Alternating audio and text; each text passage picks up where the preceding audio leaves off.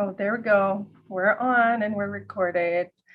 So, good evening, everybody. Nepong, welcome to Micronesian Dialogue number 4. Um, this dialogue, we're going to be discussing travel and what it's like to be traveling in the world as a Micronesian. And it's a big deal for some of us, especially the island grown kids, because um, coming from small islands, the world is so big to us. So when we get out there, it's like it's exciting, it's scary, but at the same time, it's like a really unforgettable experience. Doesn't matter where you go, doesn't matter how far you travel from your destination, I mean, your starting point, it's always an exciting journey. So, yeah. And so I'm really happy to have you all here. And happy for those who are going to tune in later and watch this recording later. And so today we have dearly Tilimwar from, you know what? I'm not going to say where you're from because I forgot to ask you before the meeting. But I'm guessing you're from the Outer Islands. You're from Northwest because of your last name. Yeah, okay. Yes. So we have Dearly on, and she's tuning in from Hawaii. And I had the pleasure of meeting her through this web of social media. And I see that she was another traveler. So I was like, oh, hey, cool. Let's connect. Yeah, so she can, tell us all about her adventures when she's telling us her story. The other speaker that we have or that we're inviting is Jess Phillip, and she's coming. She's tuning in from Chuk, and she's our sister who is living in Chuk right now, and she's not on yet because she might be having technical difficulties. You guys know how it is. But she will be coming on, and whenever she's on, hopefully we'll be done with Yearly Story, and then we can move on to Jess. But yeah, so we'll do a round of introduction first, and then we'll get started with our travel stories or question, whatever we call it.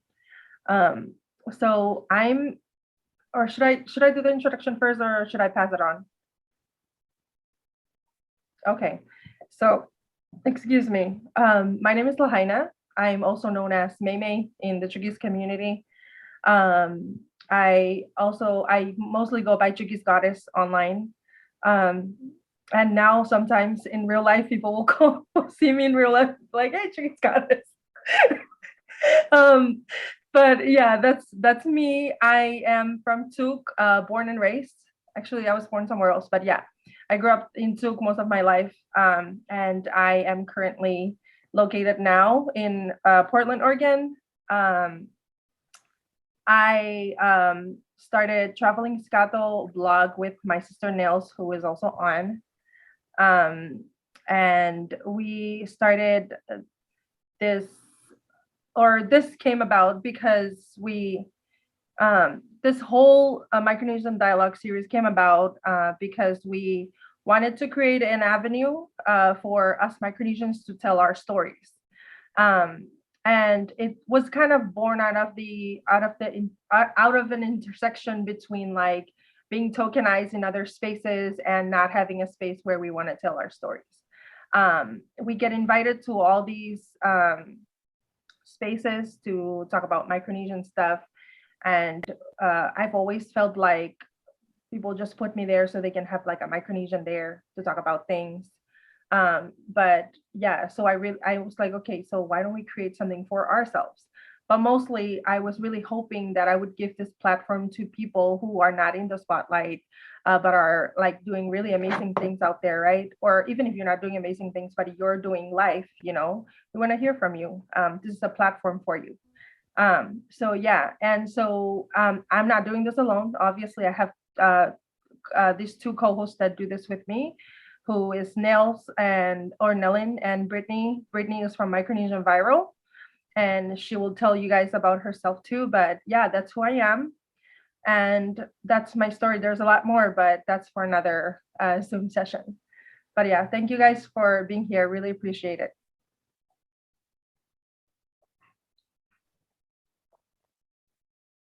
And I'm now passing it on to Britt, who is on my left side. Awesome. Well, can you guys hear me well?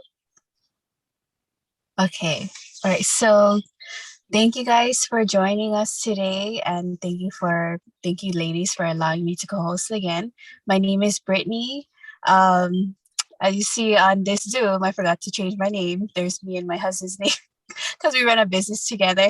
But basically, how I've gotten here is because of Mei and Nels for reaching out to me a few months ago. I think it was beginning or ending of last year, and we just decided, like she said, we decided to collaborate and just do this dialogue so that way not only us, but we have the chance to share with other people our stories, our journeys.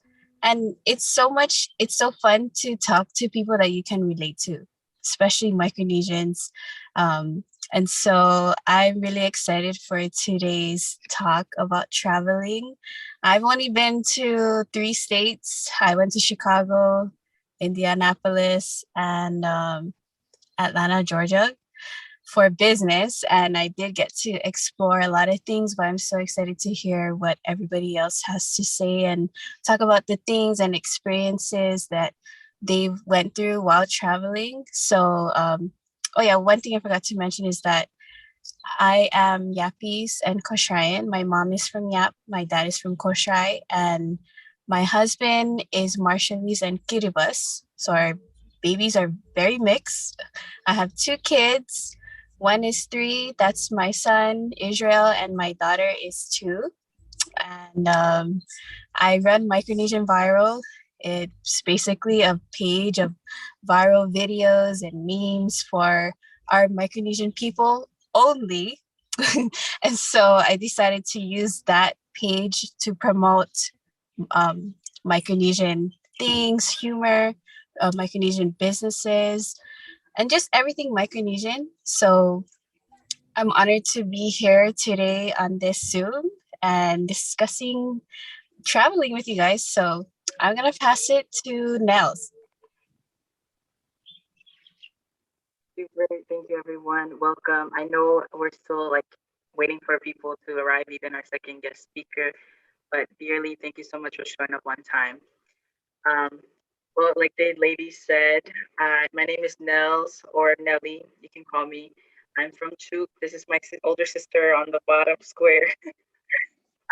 We're very used to being tokenized and being the only Micronesian in the spaces that She's are on older. social. So a lot of the time we don't feel that we are actually welcomed in this space, but just for something to be like, oh, it's Pacific Islander, let's just put a Micronesian here. Sometimes we feel like that in the spaces. So for us to have this, or for us to have the privilege to access Zoom, is very much like the beginning of this was so exciting because I'm like, this is finally for us. Like we can be here chilling, talking about having conversation, having a dialogue about ourselves and our culture, and definitely how we are on navigating and taking up the spaces that we are in today.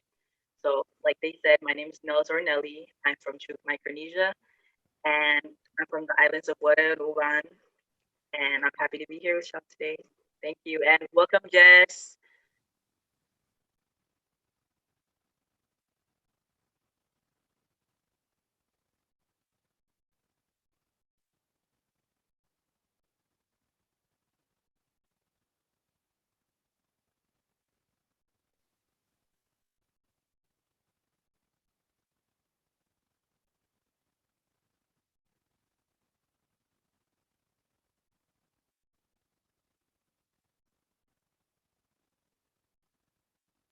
Who are you passing the mic to, Nels, for introduction? Sorry, I was on mute the whole time.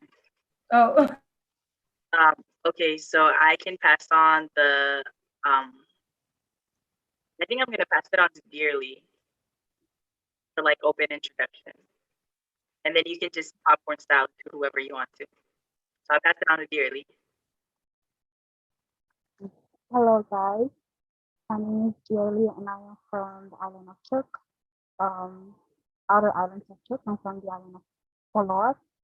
I don't know if you guys are familiar with that. I haven't ever heard of it. It's a very small island.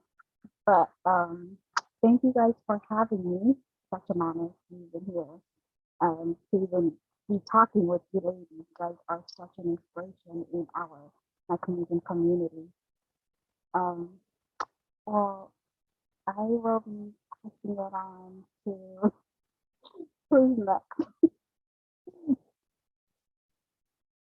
Jess. Jess is here.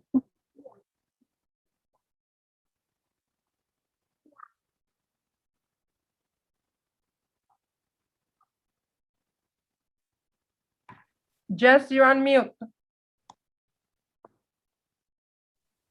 Hi guys, hold on. I'm still trying to figure out my speaker and everything. Can you guys hear me?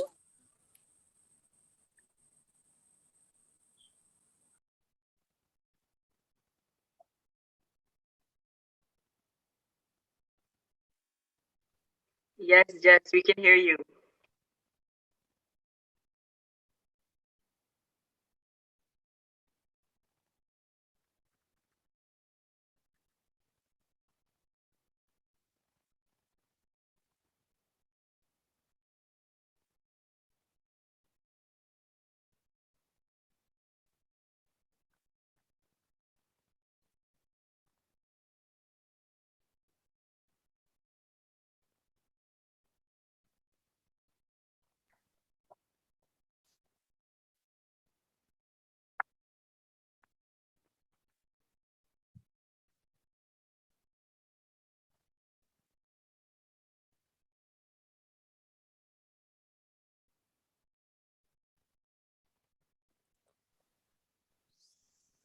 So where are we now?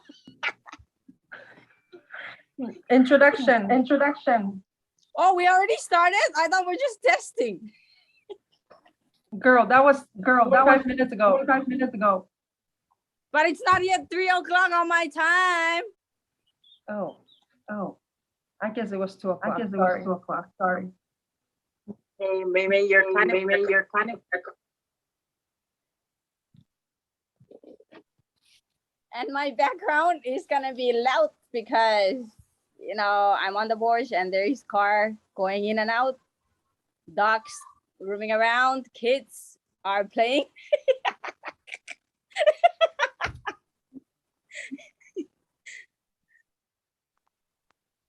Hey, Nels, do you want to catch up? Jess on where we're at? Because I'm gonna send the link. Trying to get on. Yes, please. Okay, so welcome, Jess. I don't know if I'm the right now, but right now with introduction, go ahead and introduce yourself, where you're spotted, why you're in the conversation, who are you, how are you think you are, or not. Let us know. Okay. Let us know.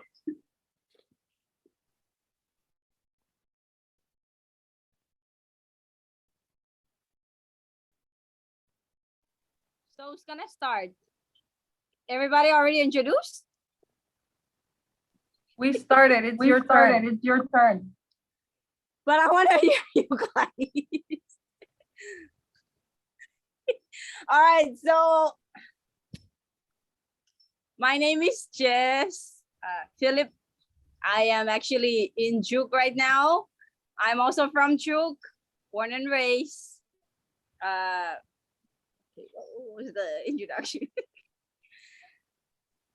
Meta que si puerra. Also, this conversation today. Huh? What brought you into the dialogue today? Okay, so I found out about this Micronesian dialogue and I was really excited about it. my challenge here in Jug is I couldn't really join all the dialogues that happened in the past because of the network connection. It's not really good compared to you guys's outside Jug. So, but then one of my sister reached out to me and said, you're gonna be on the next dialogue, and I'm actually very excited because it's something. The topic is very exciting to me. It's the what's the how we navigate the world as Micronesian traveler, and you guys know I love traveling and I love to share my stories. I talk a lot, so with all the traveling stories that I have, it makes me what like a storyteller, or like I talk too much now. Oh, thank you guys. I'm using a phone and I cannot really see everybody. But yeah, I think that's what I can say, and I'm saving almost everything throughout the whole.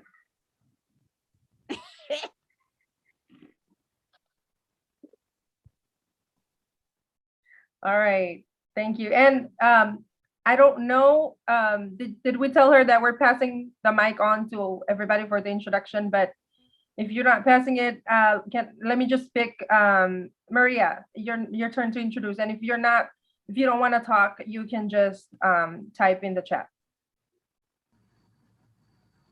Yeah, do I just say my name? Yeah, and where you're from, and how did you find out about the dialogue, or what brought you to the dialogue?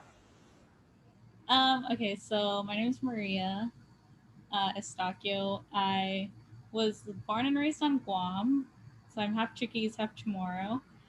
I live in Hillsboro, Portland. I'm from Uman in Chuuk and Jonya in Guam. What brought me here is your guys' Instagram page. I follow it, and I saw that you guys are doing one, so I was like, oh, might want to pop on and just see what it's about. But yeah, thank you.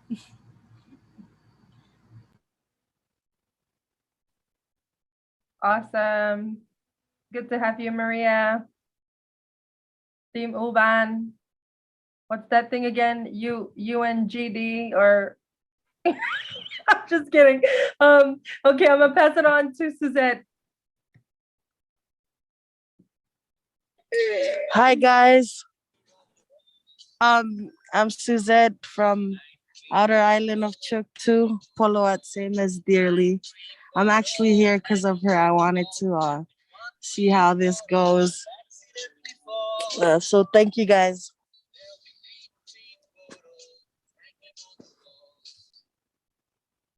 Awesome. Welcome, Suzette. I totally know you when you were a kid. Yeah, I remember you too. All right. So I'm passing it on to Deshaun. Hey y'all, I'm Deshaun. I'm from Chuuk, also from Polot. I know most of you guys here, so I've been following your Instagram, and I was in the first one, I think, and I've been joining in lately. And also, Titi told me to join, so she's my cousin, guys.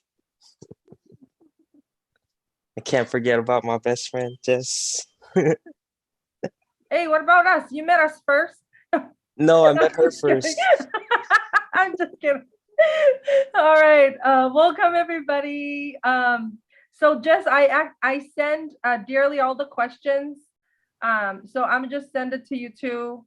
But we're gonna get started with Dearly since she was here first. And so these are just questions that we came up with. And then we're gonna ask, but for all our participants, feel free to ask questions after this if you have any burning questions that we didn't ask, or if you want something to say, or if you have something to say that we did not cover. So yeah, so the first question, Dearly, is what does traveling mean to you? What does traveling mean to me? As someone who's from a very small island, um, traveling is like a huge thing for me. It's like seeing the other side of the world. Um, seeing how other people live compared to us, and yeah, experiencing new cultures and meeting new people. Such a huge thing, and just immersing yourself or myself into that culture. And yeah.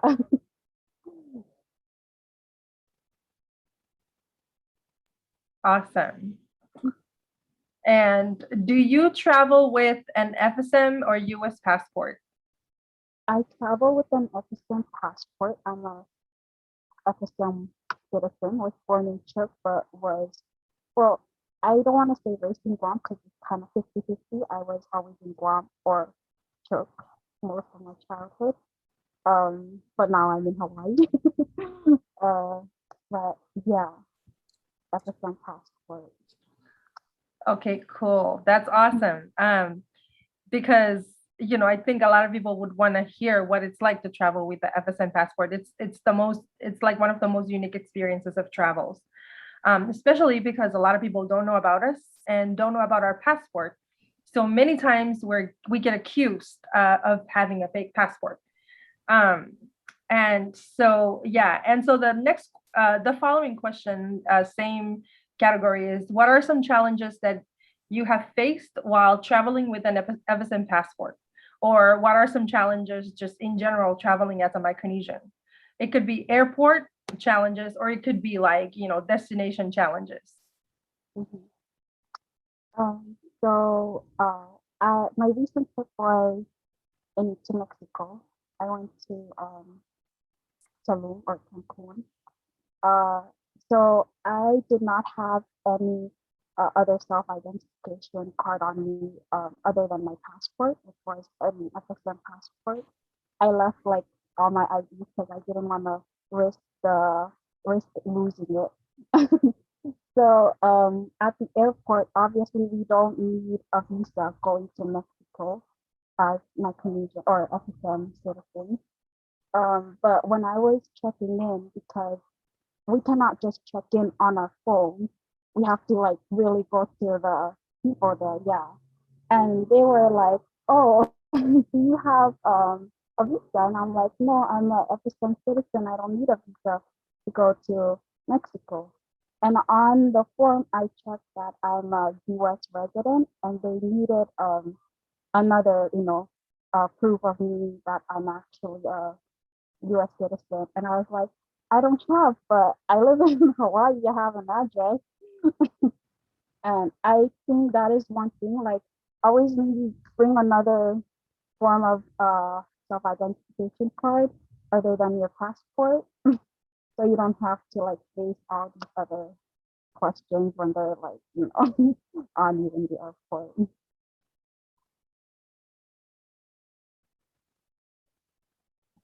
Yeah, that's a really good tip. And even if you bring all your identification, they're still going to give you a hard time. So I would like to just add on to that. Print out, like, if you go to the website where it says that FSM passport holders, or just all COFA, Republic of Palau, marshals, the thing that on the website that says they do not require us to bring a green card or whatever, print that thing out and take it with you, because they will ask you more than 5 times about your green card before they can let you travel out of Mexico. Speaking from experience.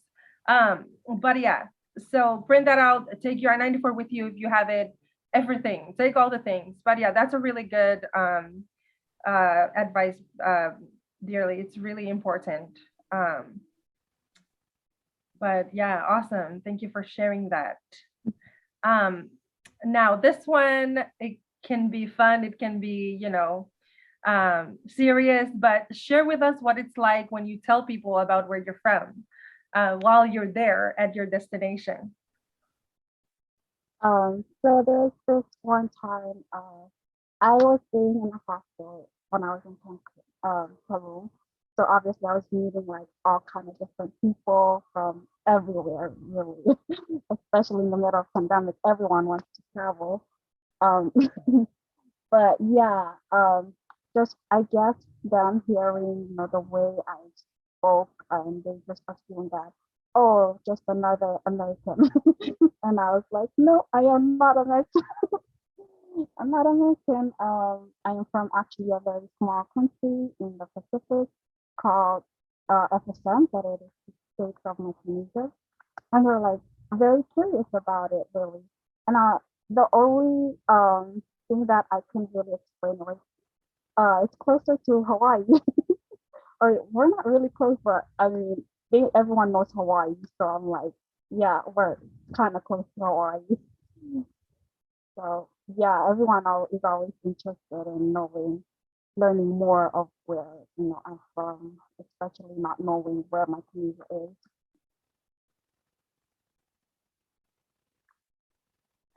That's so valid. I mean, I think even in the US, like when people ask us where we're from, we're just like, it's near Hawaii. No, not really. But yeah. Um, but I just want to say though, don't be afraid to like lay down the geography to whenever people ask you where you're from, because I mean, how are they gonna know, We're here to educate people about us, and if we gotta do that, then we gotta do that. Um, but yeah, next question is, what type of traveler are you? So that can mean anything. I want to say I am a spontaneous traveler. Like I do not plan anything ahead because I don't know, like this was my first time actually going to Mexico, going to mainland, also my first time stepping foot there. But yeah, I had no plan at all. I did not even have any I didn't even reserve any taxi or transportation picking me up from the airport. I was just like winging it. So I got to Cancun, and coming out there was, oh, I actually messaged Nelly. Sorry if I'm saying your name wrong.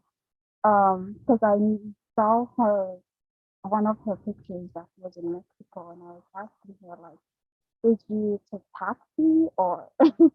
And she was like, no, girl, do not take a taxi. They're gonna overcharge you. So I walked out of there, and everyone was just like, taxi, taxi, and I was like, no, bus.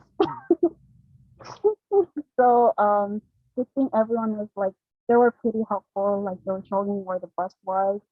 So I took the public transportation from the airport to where I was staying. And I had no plans of what at all, like what am I gonna be doing the next day. Luckily I had a friend who was living there, but she was like 2 hours away from where I was staying. So I had to like find a way to get to her. And yeah, that's how it all worked out. Like no plans at all. That's awesome. You're not alone in that boat. I think there's so many people who are like that. I'd like to say I am like that, but I would be lying. I plan a lot of things. I'm a Taurus, so yeah. Um, but yeah, that's awesome. I would probably say you're an adventure traveler.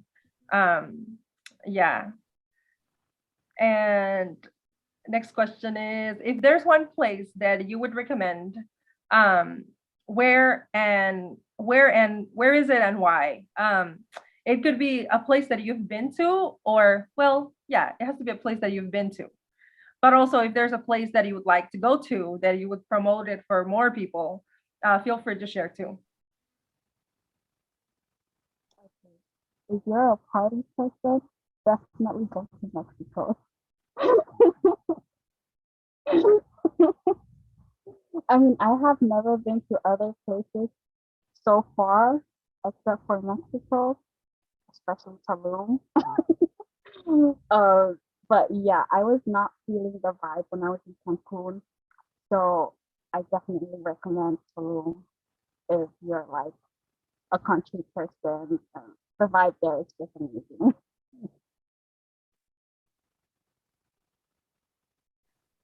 I would like to go there. Nels, I think you went there, did you? Yeah, no, I actually went like up north from uh just Tulum, but I got to swim in Tulum water. But dearly, first of all, I am so proud of you. Um, but that's how we actually met, me and Dearly. She reached out to me in my DMs. And there was something that night that was like, check your requested messages. And I know how the requested messages could be, so we don't really go there. But I checked it and I was like, Dearly? And then I went to her message and she's like, hey sis, just reaching out, talking about transportation. I was like, oh my God, this is so awesome. Like, let's talk. And I was like, definitely don't catch a taxi. Like, that's an easy, like, $200, you blow right there and there. Because they're so used to, tourists, that's also their hustle, which is understandable. And also very convenient. But I was like, you know what? It depends on the type of traveler that you are. And I was like, dearly, take the bus if you have to, because that's what I took. And I don't know if you took it when like the weather was nice, but I arrived like 9:30 p.m. and there was like thunderstorms. And I was like, you know what? Let me get my backpack, let me get my ass to the bus, and let me catch it. But just like you, I'm definitely a non-planner. Like as just because you know everything looks so beautiful, that doesn't mean that there is not a lot of chaos that happens in traveling. And oftentimes, the road less taken leads to beautiful destinations, and I really believe that. So I don't plan all the time, but I think that's actually the best when I'm just like, if I just have my feet on the ground, I'm good. So I think your trip to Mexico is beautiful. Seeing that interaction between us. I mean, that's how we are familiar with each other in this space today. So thank you so much for that.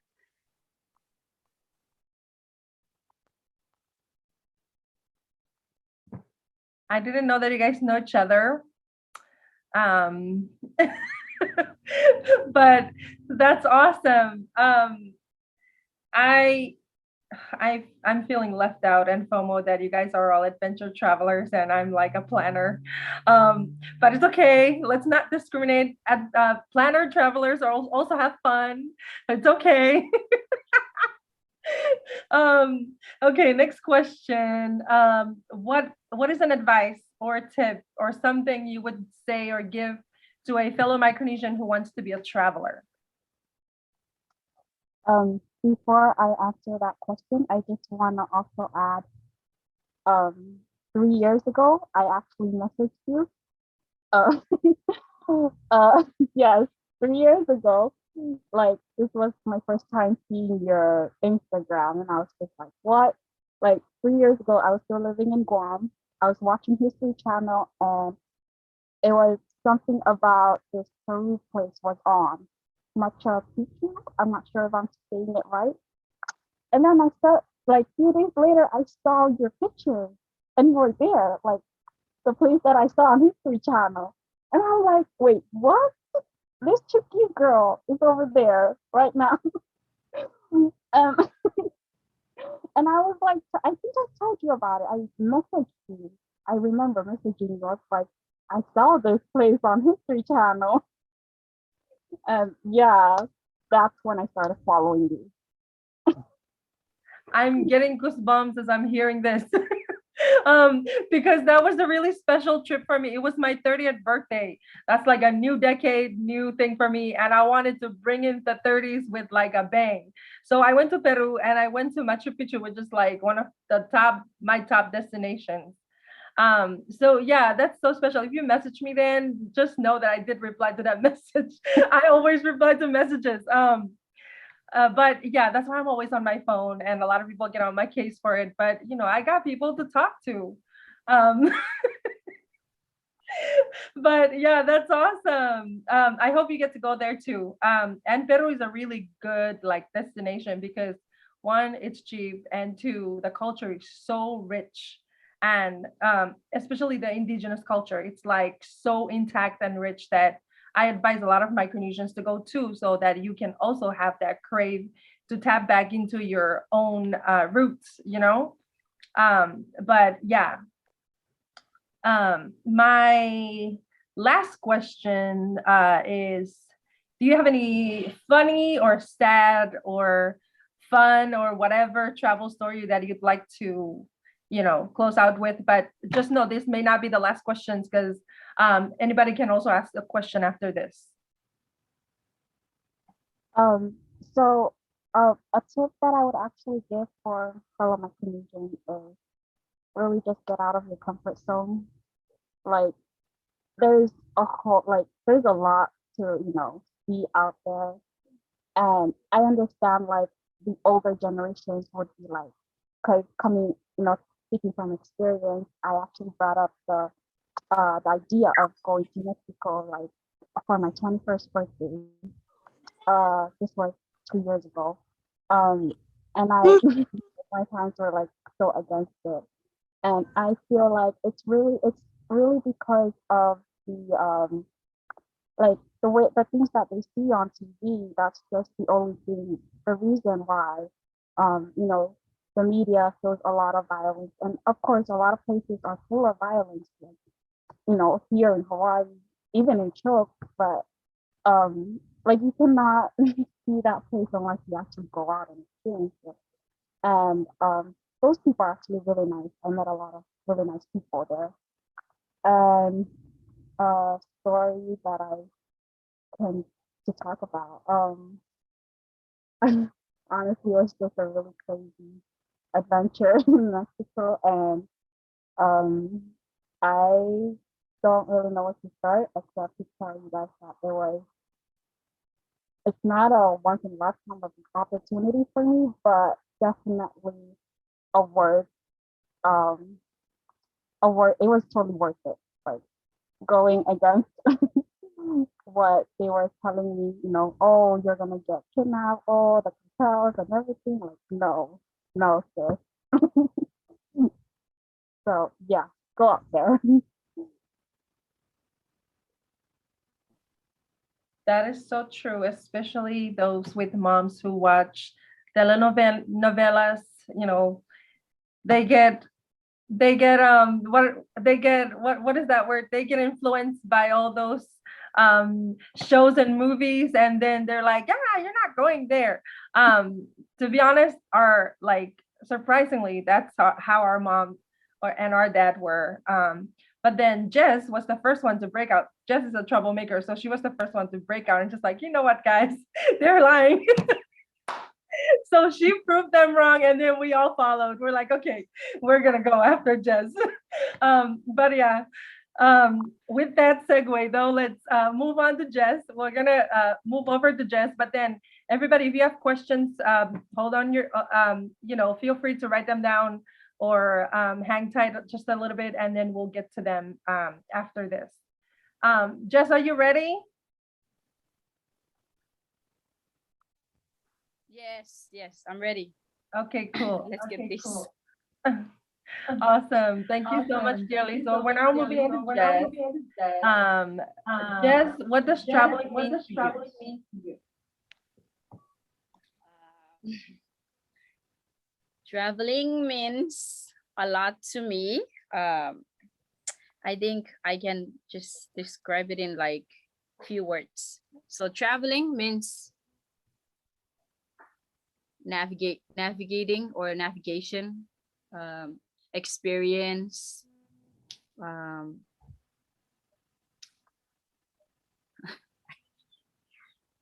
navigating, experience, fun, changing.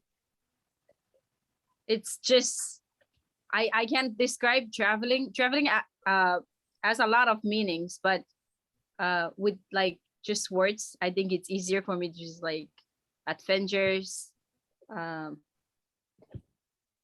to digest them into just words. Yeah, but definitely it's just navigating life outside your comfort zone.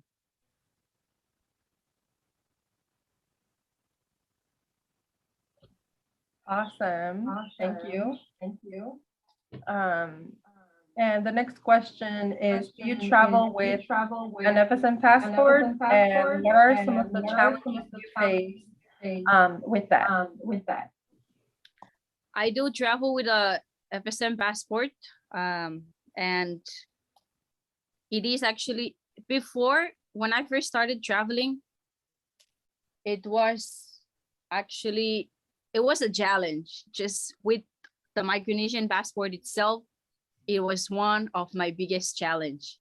But the most frustrating things is that when I started traveling, I was actually living in the United States. And like it's starting from the airport in the US, they don't, that's where I actually have my, like the problem of them figuring it out. It's, you know, you cannot go to a country with this passport. And I'm like, I really have to try to explain myself. So just being a Micronesian in international airport, it was a challenge when I first started. But then later on, I don't know if it was just because I started traveling when I was in the US. So US, like immigration, they're the one that always questioning my passport, my citizenship as Micronesian traveling out. Even when I came back, they're also the one that holding me in line for like hours. But then I realized when I travel out from Chuk to international countries, it wasn't like as challenging as when I was traveling as Micronesians from US airport. So yeah, I think that was the most challenging thing, being a Micronesian, and especially if you cannot, if you don't really know your history or like where you come from as Micronesian, that's gonna be really challenging. But because me, I was, it was challenging, but also like it's also an opportunity for you to educate people, as what Dearly has already mentioned, like to advocate on behalf of you, like you're your own advocate. Like when you go to airport and they troubling you, educate them about who you are and why are we here, why are we traveling on this type of passport. I think those really need it, because I usually get really frustrated when they hold me in airports, but then I realize like I don't have to be frustrated. I just have to educate these people, because they don't know. They don't even know that there is an island exists called Chug. But then I get used to it and it's not really a challenge to me. Thank you. That's awesome. That's why you're my inspiration.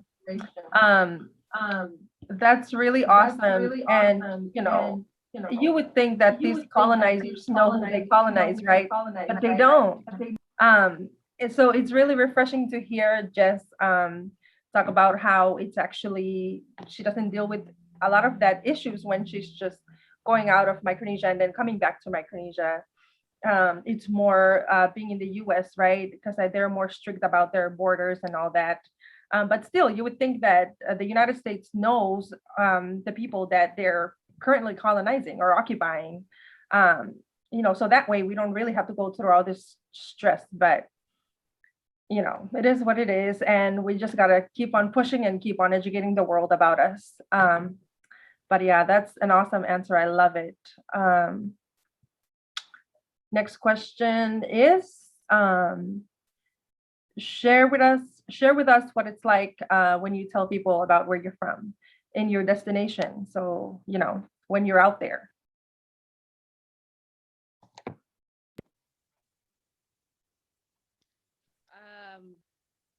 Share with you my experience when I tell people where I'm from, or where I, okay.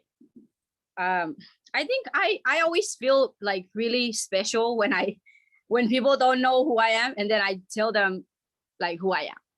And because nobody really knows, I'm not sure right now, but like 4 years ago, 2 years, 3 years ago, people still don't know who we are or where are these islands located. So to me, I always I feel like, because I think it's because nobody really know it, huh? And I have stories to tell when they're like, "Where you from?" And let's say way before, I usually say, "I'm from Chuk." Exactly what Dearly said, like she's from Chuk, it's close to Hawaii. But then I realized that's not really a good answer to always, like a lot of people already know where Hawaii is or Guam. So I would always have to like break it down to people. Like, I'm from this island called blah blah blah. It is located blah blah blah. And like I have to be really specific, and that's actually open up a really good conversation with strangers, or like people that works in the airport, or just people around the country that I met. And I feel like, I'm doing something for just not just for myself, but the people, the other Micronesian travelers who wish to travel the world without no hesitations or no challenge. So if you're traveling and people ask you where you're from, it's really good to break it down. Like, I'm from Chuk, or FSM. It is located here and there. We do this because that's you're doing an important thing. Like, you're educating the community or the strangers that never heard of us.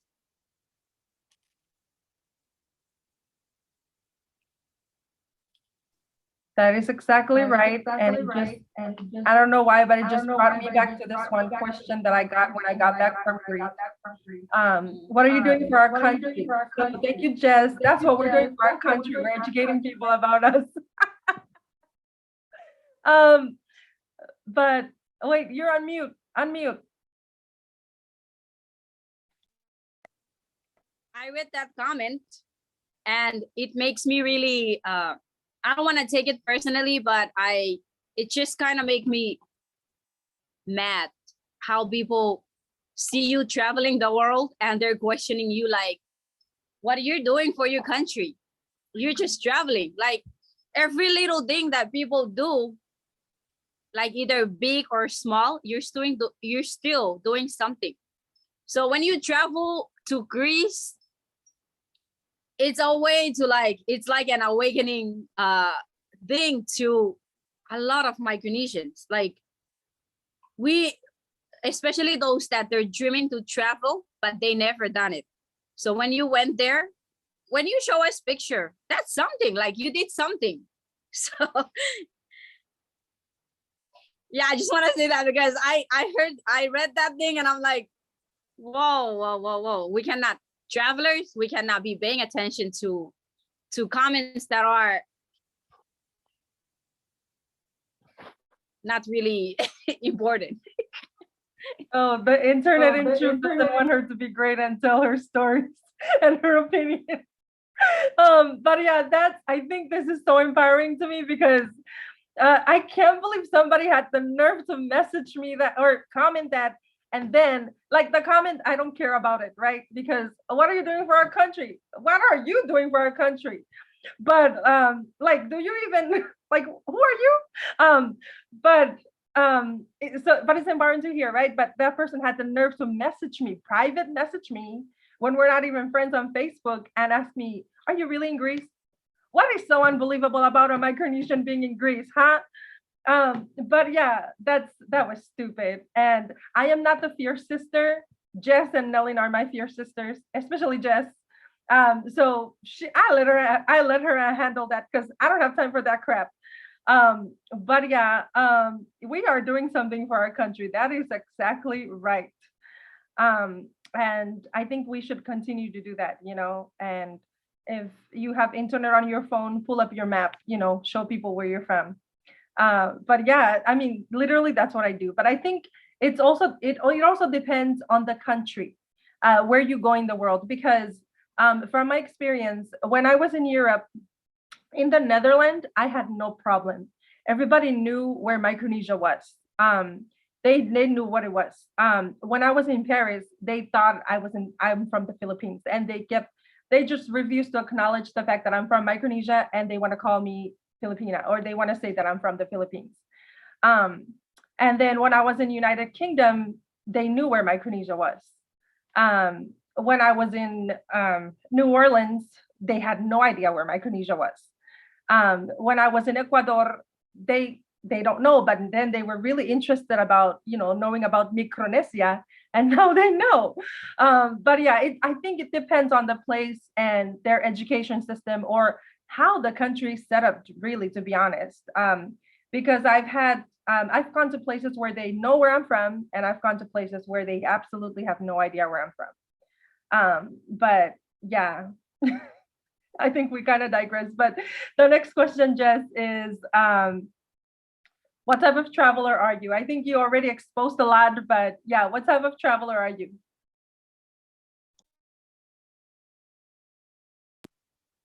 I think I'm a lot of types of, I'm like a little bit diverse when it comes to traveling. I'm a messy traveler. I'm an unplanned traveler, adventurous traveler. What else?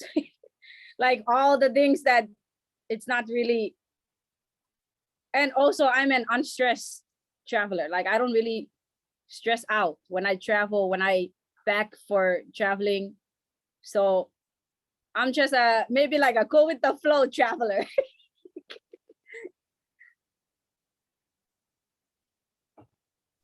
That's awesome. Do you have maybe a moment where you go somewhere and it's totally like unplanned, and you're like, oh crap, what am I gonna do? And then you kind of just, oh, I'm not gonna stress out, and then you move on. Is there a story? I think I have. I think I have a lot of stories of like moments like that. I especially when I was just traveling with.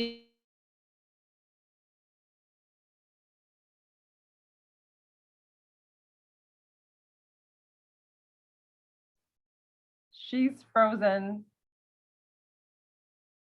Is it only my computer, or is she frozen on you guys too? No, on ours too. Yeah, she froze. The internet doesn't want her to be great. They knew she was about to tell us a story. Hope she hops back on soon.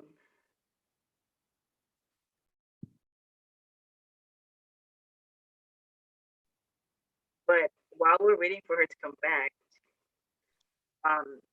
utilize the chat box. Brid, you're hilarious. Thank you for you guys' service for our country, by the way. we love to see it, and y'all been in the service for too long time, and we really appreciate it. I just want to say that it's so funny. It's not funny, but it's cool to see people's curiosity when it comes to different type of travelers in their community. Like when they see their own people like somewhere else, they're like, "What? What are you doing over there? Like you don't have cousins there. Like what are you doing?"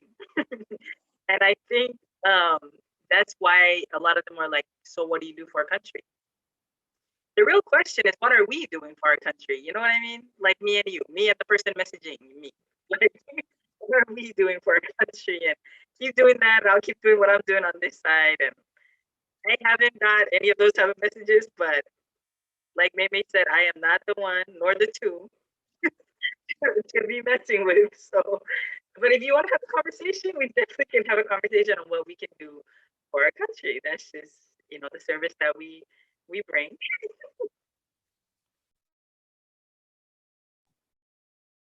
I think we completely lost homegirl, but I hope she comes back. Yeah. Hopefully. Oh, sorry. Go ahead. My bad. I just wanted to share to a lot of our people, like traveling to other places other than the US or even Hawaii or Guam, like it's never really, like, you can't imagine it, or they can't picture it. So like even me, like I'm familiar with the plane. Like I've flown all around the US, but like when I saw your pictures for the first time, I was like, what, out there? It's like, no way, that's not true. And I was like, oh my God, like it's inspiring. Literally, what you call it, it shows us that like, oh, we don't just have to come to the States. Like if we really choose to, we can travel the world. And yeah, just like a lot of people that we know, like they can't fathom the idea of, going to other places other than the States. And I think it's something that we should encourage because, like, it's in our nature to be curious and to travel, right? It's only after uh World War II when they really shut us down and kept us in one place, right? The US and all that. And they're like, okay, you can come to the US and live here. And then for the longest time, coming out to the US was uh connected to doing well in life, or you're gonna do better in life if you come out to the US. And the reality is, it's not really like that. We should encourage, that it's okay to travel more because, to satisfy that curiosity, get out there and satisfy that adventure that you feel like you should have. Yeah, I totally, I'm all for that. Thank you. Absolutely agree. I think I agree with what you're saying. I think what you're saying is we need to encourage more of our people to live, like they need to live. Whatever it is that you want to do to live that, like just because we're conditioned to do this thing doesn't mean that we're going to keep on doing that. And then we're going to keep on teaching the next generation to do that. But yeah, thank you so much for saying that. Yes, I get those kind of, messages, the I don't like to say hater message because I don't like to believe I have haters, right? But I get those like hater comments, right? And messages from like, to be honest, it's like from the older generation. But like the younger generation, all I've gotten is love, like, and motivation. And I'm like, you know what? You guys want something? What's your Venmo, right? um, but yeah, I would be getting like, I think that's why I don't really focus on the negative because I don't have time for it and I get more positive than negative, right? So I'm not a person that really focus on the negative comments. Like I see it, I move on, because what is it going to do to me? Nothing. So yeah, um, I just do that and then I move on. But yeah, it's really, I think when it comes down to it, it's really like we need to encourage more of our people to just live, because you don't come out here to the United States to work and then die, right? And to be honest, our ancestors were travelers. I mean, they traveled the world on canoes, right? And I believe my ancestors wanted me to go to Greece, so I went to Greece. You know, um, my ancestors wanted me to go to the Amazon to see the connection that we have with their people. So I went to the Amazon. It's yeah. So yeah. I think we digress, but yeah, feel free to let's continue the chat, and then if just hop on, we'll continue with the questions. But yeah, since me and Nels are also travelers, feel free to ask us questions as well. Yeah. Before you change the subject about the Venmo, we're dropping our Venmo inside the chat box. Welcome, Emily. Deshaun, I just want to say that's a very valid point. Like after colonization, the US at least, we're almost set up to just follow one route. And maybe I also understand the whole, live. The problem is we've been living, but only in one. We've been guided in one direction, and it sucks because we're navigators of such a big ocean that we're built for this whole world to navigate all over. So as navigators, as our ancestors, we got to do what we got to do and explore to more life, right? And people like Dearly, people like May, people like Britt, people like Deshaun, people like Jess, like Kayleen, like Maria, like Suzette, like we're really navigating, we're traveling too in our everyday lives. And especially in these conversations that we're having on Zoom. Our ancestors could never dream of us being collecting tonight and having a conversation, but they're proud. I know that. Welcome back, James. How's your internet in Chuk? I hope you're good to talk. You're on mute. Are you good? So we can continue with I think we're down to our last two questions. hopefully, so your internet won't give you a hard time. Sorry, guys. It was my phone. Just turn off. It says it needs to cool off. Oh gosh. Sorry about the technical difficulties in Chuk, but yeah, I think I'm too hot. That's why. Thanks, Nels. So where were we? I'm so sorry, guys. So we're moving on to The if what was there's that? if there's one place that you would recommend, where is that No, and there- why? Oh, okay. If there is one place to recommend and why,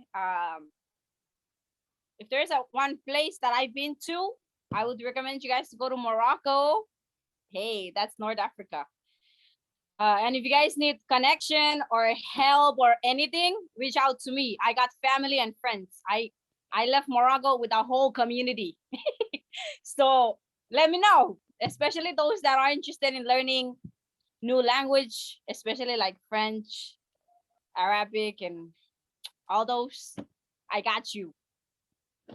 But if there's a place that I also want you guys to go to that I've never been or I'm actually living on, it's actually Chuk. Come home, guys. Come home. And I got you here. If you need a place to stay, you can crash in my living room. Thank you. Awesome. Yeah, I heard you're running an orphanage over there.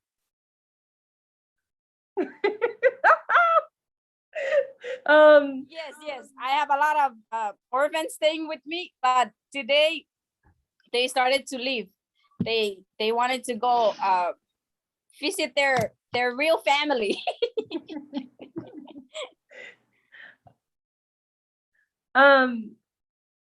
While we're on this subject, I know that I think this is a really important question because this is one of the like most common questions that I get from fellow Micronesians or like younger folks who wants to travel is where should I go first, you know?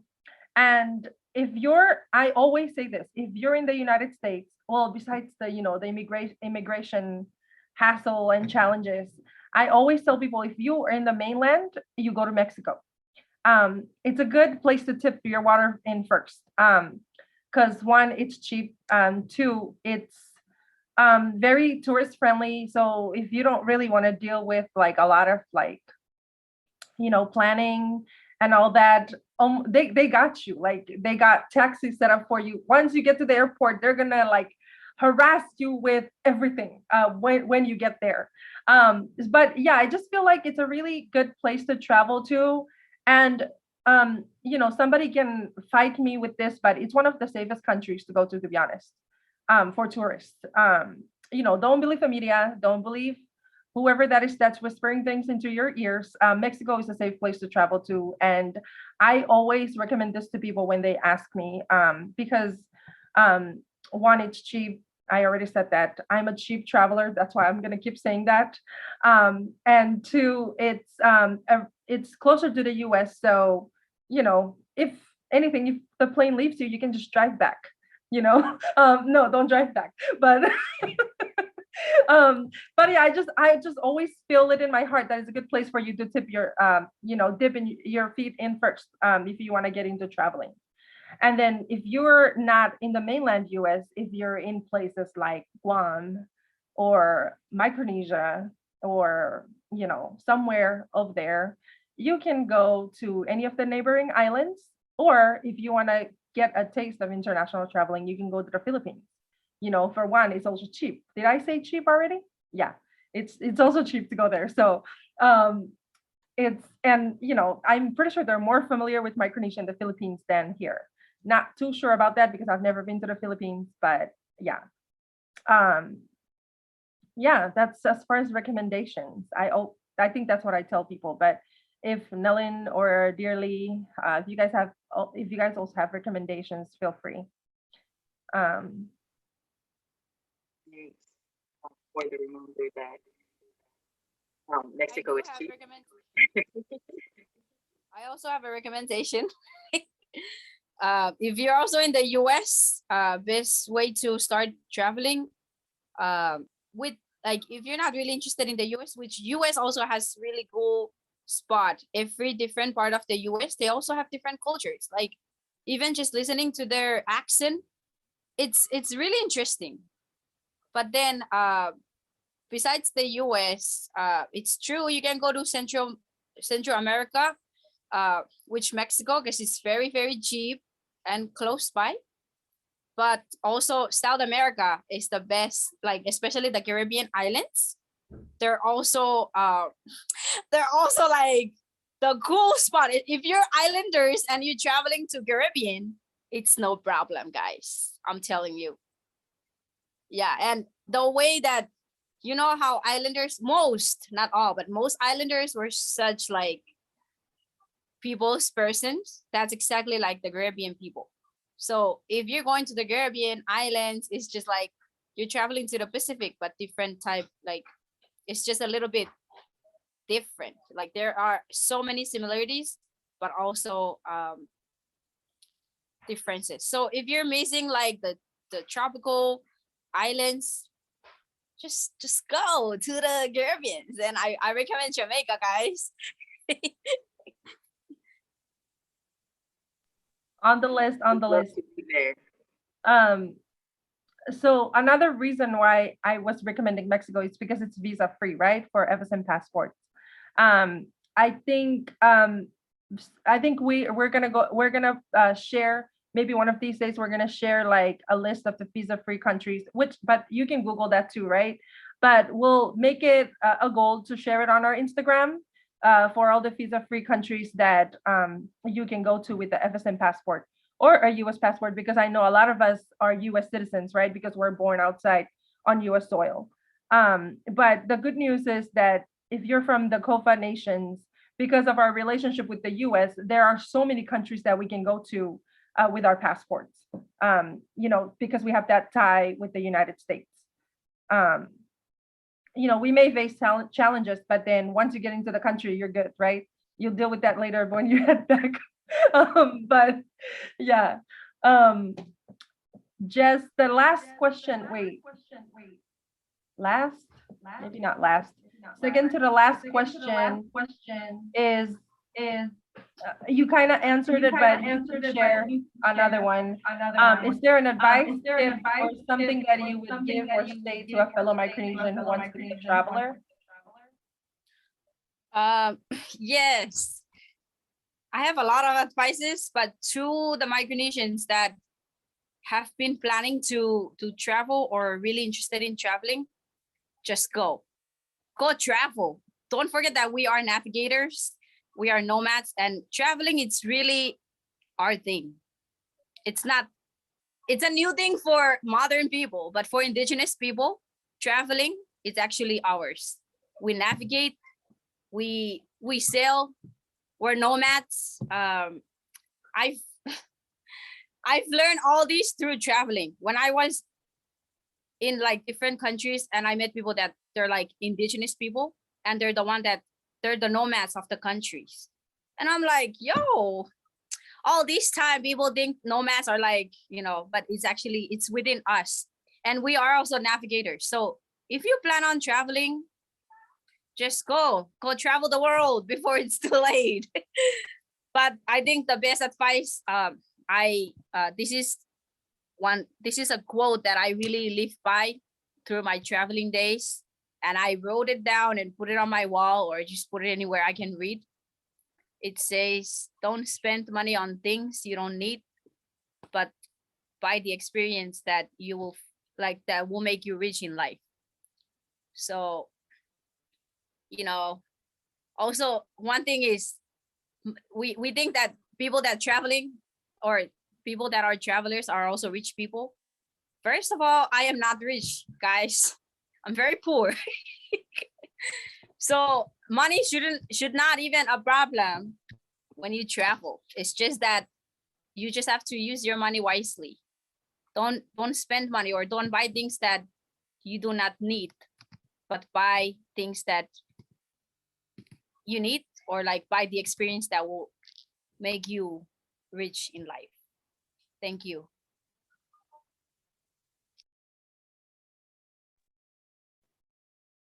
Thank you, Jess. That's really awesome and amazing. Yes.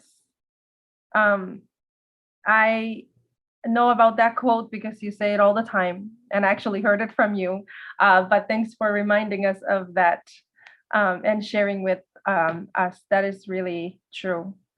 The last question or the last prompt is, if you have any, do you have any travel story, funny, sad, that you'd like to close with?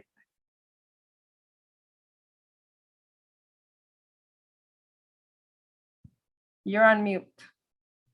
Okay. I do have a lot of stories, but I'm just gonna tell you guys one. As a traveler, as I already said, I'm a messy traveler. I'm an unplanned traveler, adventurous. I'm also a cheap traveler. So when I travel, I don't look like I travel. So I travel with comfortable clothes.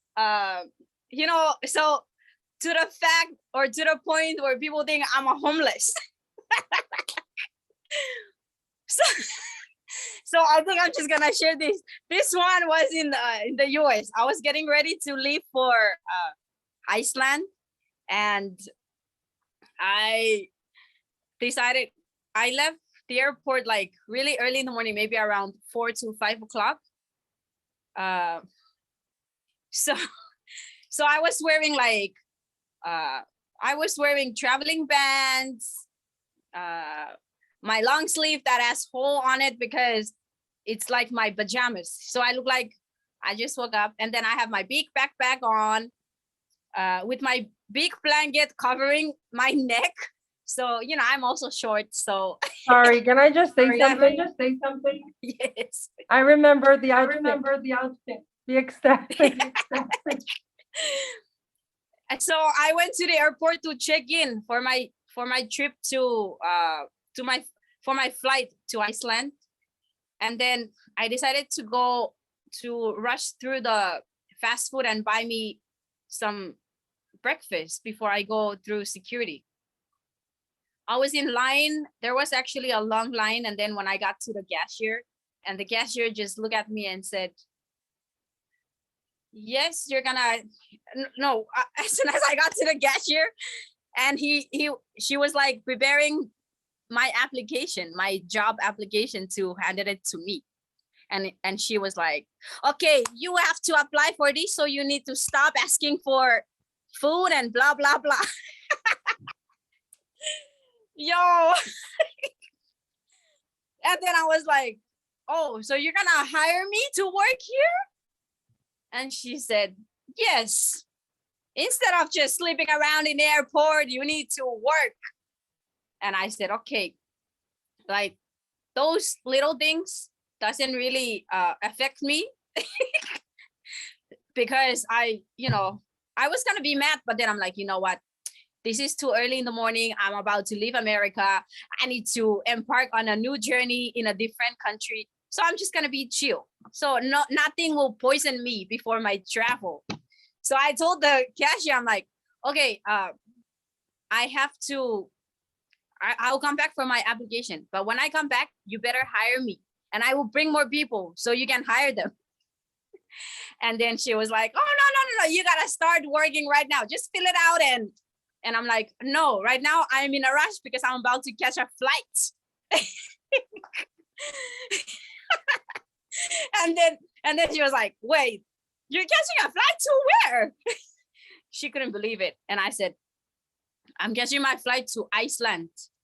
But when I come back from Iceland, you have to hire me with all my siblings that they're not working." And then she was like, I just want to "Oh, say, wait." sorry to interrupt. I just want to say that at that time, Nelly didn't have a job. So that was for her. Yeah, I I have a was job. Nelly, Clayton, and Did you accept the application? so after she found out, she was like, so as soon as she know that I'm traveling to another country or whatever, that energy changed. Like, she's nice to me or something. So there's so many moments where people assume who I am, but I made it like, it's like a fun thing for me. Like, it just, I feel like it's another way to like really see people's true color. So that's why never assume, or also like, don't just like somebody if they have like good title or if they're gonna be traveling or if they're cool. Be equal for everybody. So that was like that cashier, and I think she was a supervisor, because I was telling her like, I'm traveling to Iceland, and she was like really curious. What a homeless looking girl is doing in Iceland? And I was like, I'm going there. I have my that's when I did my research in Iceland, and I was telling her, I will be gone for my research, but when I come back, you better hire me and my siblings that don't have jobs. And then she was like, and I said, and the way you are as a supervisor, you should not be doing that, because you're just assuming people. And I also told her that when I come back, I have to email her manager. And she was really apologizing and everything, but I was just scaring her. I didn't email the manager. Like, she also needs that job, so I understand, but I was just, putting her in check, telling her not to assume. Thank you. I think that's the story I need to share, because it has a lot of lesson behind it. Awesome. Thanks for sharing. Yeah, it's true. Jess has a lot of story. I don't know if it's the talkative person, that's her, but when it could be the same story, we could be dealing with the same thing, but when she tells the story, it's funnier and it's more hilarious. Even if it's like a sad story, trust me, you'll laugh when she tells that story. Funny, I remember that time. That's all of our questions. Thank you guys so much to our speakers who came. Thank you all so much for sharing your stories and what you had to say. Especially also thank you to our participants. We really appreciate y'all being here. I know it's late for a lot of people. It's 10:28 our time, so I imagine it's late for a lot of other people in the mainland. But yeah, I just want to say that I really appreciate y'all being here. And now we're gonna open up the dialogue to just dialogue amongst us. If Britt and Nils have follow-up questions, please go ahead. I'm gonna shut up now so that y'all can take the floor. I just have a really important follow-up question for Jess, Philip, and did you accept the application? Because I was not working at that place at that time when I was 16, so that's a problem. I came back from Iceland with a very fresh mind, and I forgot all about that. All the negativity in the US, all gone. Thank you for your service once again. I just want to say that's a really important point that you just mentioned about coming back with a fresh mindset. And going off of that, that's what happens when you travel and get out of your comfort zone. Also, the incidents in the airport, like that assumption is what, not just her experiencing that in the airport, but also as just Micronesians experiencing it everywhere, right? A lot of the times we think, we get backlash of like our community asking us, what do we do for our community or our country while we're just traveling? Like, what does that have to do with me? But then we have to like hone it back to the perspective and the stories that we come from, and understand that literally us existing is us representing our community everywhere, right? I mean, also no pressure, but we are doing our country a service wherever we're at, whether that's traveling or not. Even if you're just doing your own thing in your own city, like you're doing something for you, your family, and everyone else that follows after you. And I'm always so proud when I'm like in a circle or in a meeting with two of my sisters or like my family members, because it's crazy that we're all on a platform where we can talk about the traveling stories that are hilarious. Like, Jess, you now talk a lot because you've traveled and your mind has expanded, you know, bigger than your head. You know what I mean? Your head has expanded, big head. Um, and it's awesome to share the experiences because we all relate one way or the other. You know, we all come from the same lineage, or we all come from the same parts of islands or the same ocean. And whenever we're somewhere else in the world, we see the map in the back. We are holding it down for Micronesia, for Chu, for our specific islands that our ancestors navigated from or navigated to. And I think it's hilarious when I hope that we can all meet in person and actually talk about the travel stories that we've collected. And Jess, thank you for the quote that you left. I have a quote that I want to share. It's from one of my favorite books, The Alchemist, and it's currently not around me. I don't know why. That's concerning. But when I find it, I will send it to whoever want to read it. But the quote from that book is, "When every day becomes the same, you are no longer living." And ever since I saw that when I was traveling in India, I was like, when I come back with a fresh mindset, my everyday is not going to look the same ever again. And that was literally just a snowball of like the little Nell that still hasn't received the application from Jess traveling the world. And yeah, well, to add on to that, my very first destination was India. And whether you are a loud traveler or not, I personally think I'm a nomadic traveler because I do not care to be seen. And I do not care to show that I'm in service to do what for our country, right?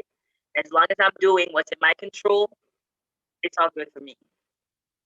And also, I think that traveling is not for the world, but traveling is for you and your world. And that's how you put out the good into the world that you're currently living in. And I think anything is possible when it comes to traveling. Dearly, you literally, I love that we connected over social media, and you literally went to Mexico where I've been, and I traveled there for my 21st birthday on only $500. Like, I didn't catch a taxi, but I caught the bus. And when I went to another place, I hitchhiked for the first time on a horse. Like, if it gotta be like that, then it gotta be like that, right? It is what it is. Traveling is not linear. It's like crazy. But thank you all for sharing. I actually have a question for Dearly. Um, how did you manage to convince your parents to let you go? This is actually a very funny story. My dad was actually the one who was very against it. When I first asked him for my 21st birthday, I am now 22. I went to Mexico for my 22nd birthday. Before my 21st, I asked him, I am planning to go to Mexico. I wasn't even asking, I was just telling him straight out, I'm planning on going to Mexico. And and he said, are you trying to kill yourself? This was literally what he asked me. And yeah, I just shut up from there. But then when it came around for my 22nd birthday, I had asked him beforehand that I was gonna go to Vegas. And he was like, yeah, okay. Like, he was okay with it. But then I didn't book a flight to Mexico. I ended up booking my hostel in Mexico first. We were booking an actual flight. So he had no idea. So when everything was like all set, like my hostel, my room there was like already set, and all I need to do was book a flight.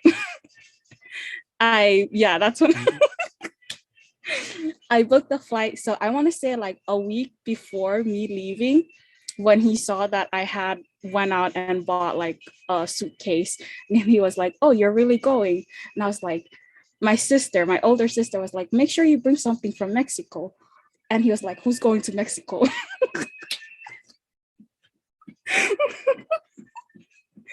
But yeah, that's how he found out. I never really asked. I just like booked it, and he found out through, he overheard us talking. I feel that. I mean, sometimes we just gotta, sometimes we just gotta do it, right? Because then if we Right. don't, then they're just gonna hold us back until forever. But the whole time I was there, I would like call them and like show them what I was doing, whether it be out, in the markets in Tulum. It was amazing walking around there. I also went to Playa del Carmen, nice place to walk around. And I was just showing them like video chatting, like showing them around, and they were like, oh wow, so nice. And so I guess that like, made them realize like, oh, okay, like maybe Mexico wasn't so bad after all. You came back alive. Yeah. So yeah. I love your style. You remind me of another sister of ours. She'll go do that and come back and ask. At least she went there already. I love that. I mean, what can you do, right? To be honest, I think our parents are also like, or we're also like that. But our dad is also was a very strict man. He passed away before we started getting into these things. And our mom kind of became mellow when she realized that she cannot stop Jess from hopping on the plane and going places. And so we all follow suit after Jess. But yeah, she was always skeptical. And then I just took her to Mexico. And she was always adamant, but then I just bought her ticket. And then she kept changing her mind up until the last minute. And I was like, I already bought your ticket and everything is booked. If you're not gonna go, then I'm going without you. And so we just went, and now she won't stop talking about it to people. And the whole time we were there, she was just like, "Oh, you're so good, gay." And she would be like, "Hey, what are you felt to gay? To send it to?" I'm like, "Bro, are you serious? Like nothing compared." Um, and she would be like, why is it that you're stuck in that it's making? Like, all those things she would say, like, yeah, nobody's gonna kidnap us, mom. We're in a tourist area. But yeah, if they keep saying that, just take them there and then they'll see for themselves. Because she was originally going to go with me like in 2018 when I first went to Mexico, and she was like, oh no, I don't want to go, I don't feel safe. So I went. I had to go, I had to go with somebody else, my friend. And so I sent her all these pictures, and at that time she was working with all these Mexicans, right? And she was like, oh my god, I really regret, I should have gone. Mexico looks so nice, I didn't know it looks like that. Then why does in the movie it's this and this? And I'm like, and she was showing her coworker like, hey, I didn't know your country looked like this. Like, okay, ma. But yeah, she didn't go that time. And then finally when she went now, she won't stop talking about it to people, and she even recommends it to people. But yeah, that's so funny. I also want to say, although it's very important to educate outside people about our culture, it's also very important for us to educate our parents, because they are the older generation. So they grew up with not what we have right now. Like everything they learn is based on TVs or the movie that they see and how they are, and that's how they process things. And I guess that that's the only reason why they're very skeptical about places like Mexico. Yeah. Thank you dearly. That's so valid. And yes, our mom, it's now an extreme. Like now she wants to go back to Mexico and have a massage.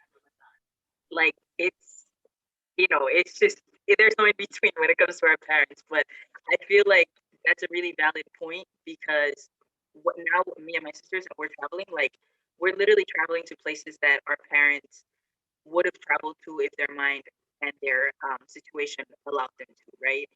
And especially it makes me proud to be in places like that they've read in Bibles, or they've heard of, or they've worked with people from there. Like, it's cool to open up that lens for them, because we've had the privilege and the comfort because of them to be in the place that we're at.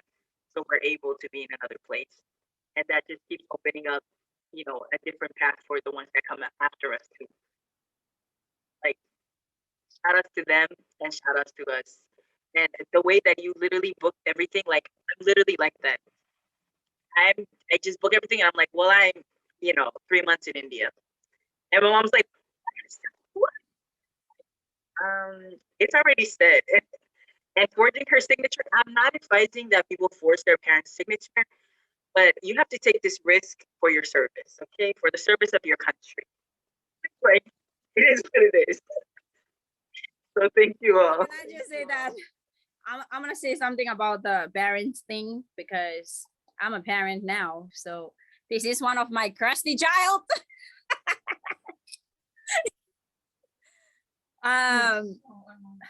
Just piggybacking on what Dearly said, we gotta educate other people about who we are, but also it's really important to start from within, like the parents. So shout out to my sister Meme for really bringing my mom to Mexico. Now she likes her nickname from us. We call her the international traveler. And it's such a compliment for her. But sometimes, like, in their old-fashioned way of parenting, for them, like, it's hard for them to let us go. And I understand that's love right there, but sometimes we gotta risk it for the service of the country, guys. So I also have a lot of things that I just risk, but then they have realized before, every time when my dad was still alive, and I will really try to just traveling with groups, because that's the only groups, or like something related to school, because that's the only time that he would let me go. But then I think my first international travel when I was in the US was also in Mexico. So Mexico, and then I came back and I realized that we can travel anywhere we want to go, but we just need to be creative in a way to explain it to our parents, so that they don't think that we disrespect them too. So, like, I like how Dearly just book everything. Hey girl, you're not gonna waste your money. Go to Mexico. So yeah, I think that's important to, like, find ways, like a respectful way to educate your parents about us traveling, because it's really cool to travel, and it's better to travel now or else. Thank you.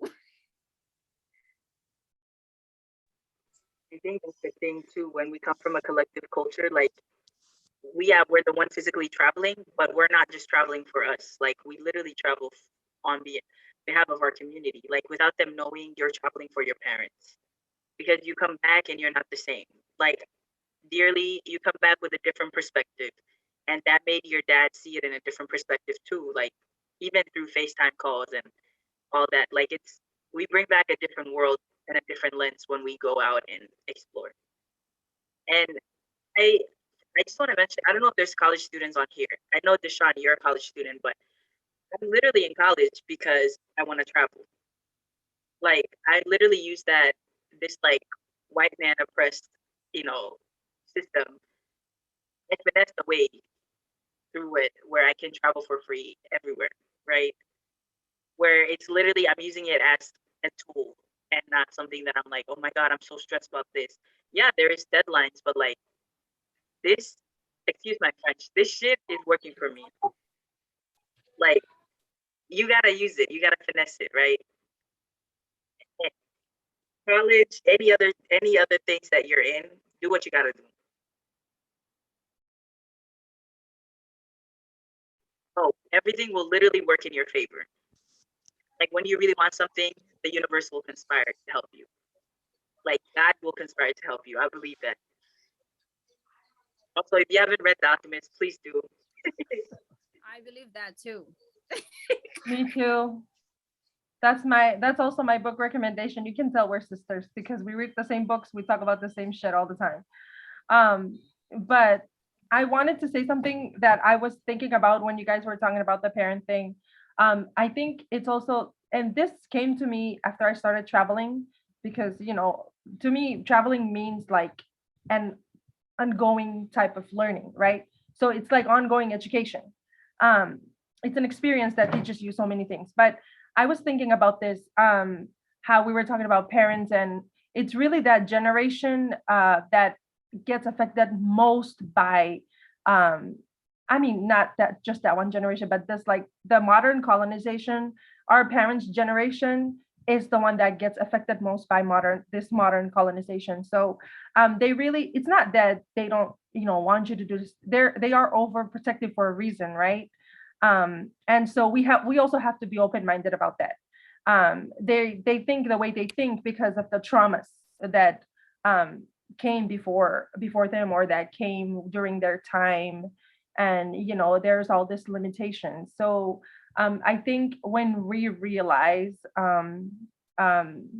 that, then it's also easier for us to figure out how to tell them where we're going and how to ask them to go.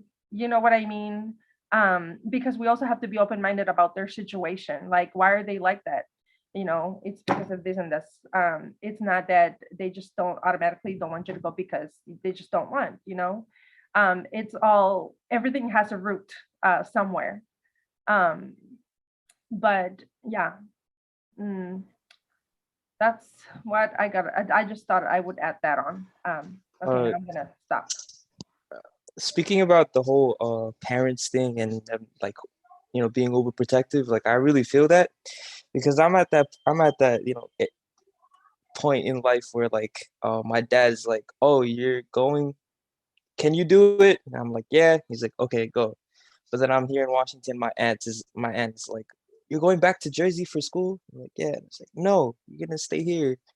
And I get that, like, for parents to be very overprotective. But like my philosophy, like I believe in mistakes. I believe heavily in mistakes because we're always gonna make mistakes. Nobody's perfect. And I feel like if parents would give us the space to make these mistakes, then what better way to like ingrain it into our mind, right?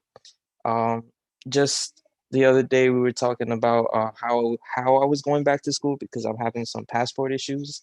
Like I don't have a passport because mine expired. And I was like, oh man, it's already a month. Like I have a month before school starts. How am I gonna get back to Jersey? And so I started thinking about like, how am I gonna get my passport in time, which is the fastest way to get an ID. And I realized like, oh, it's not gonna come in time. Then I was like, oh wait, I can take a train.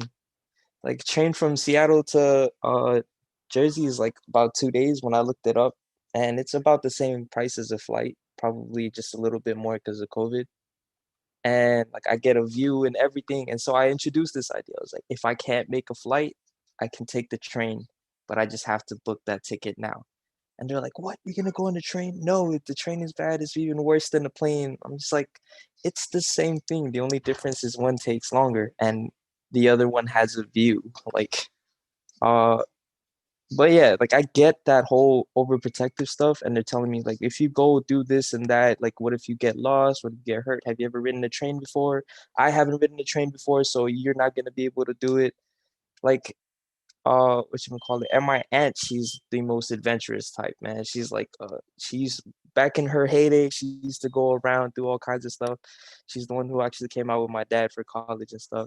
So I get that she understands like where I'm coming from, like, oh, I can do this, I can do that, like I can travel on my own.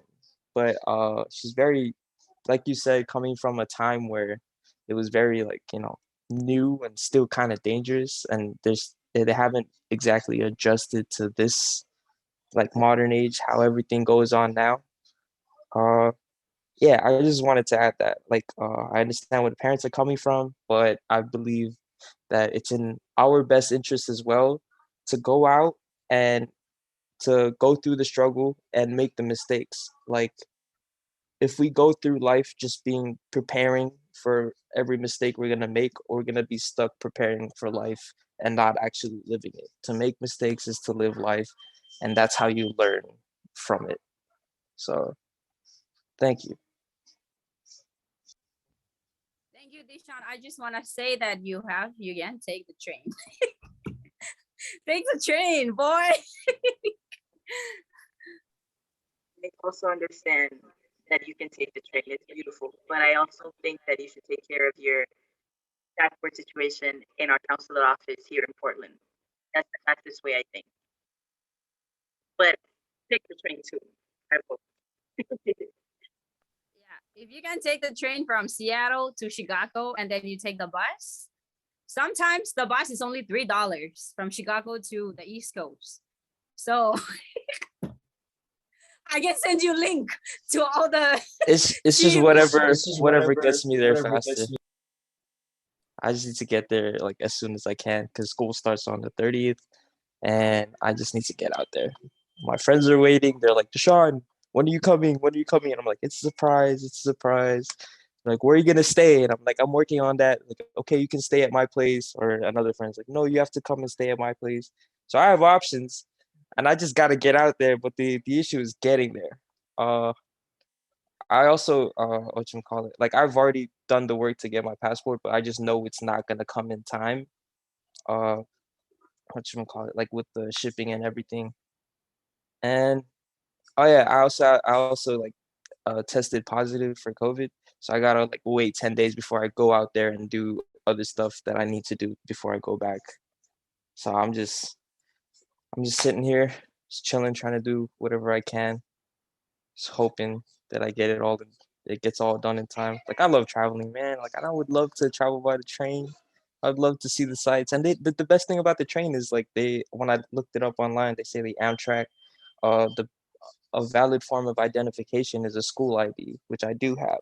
So I can use that.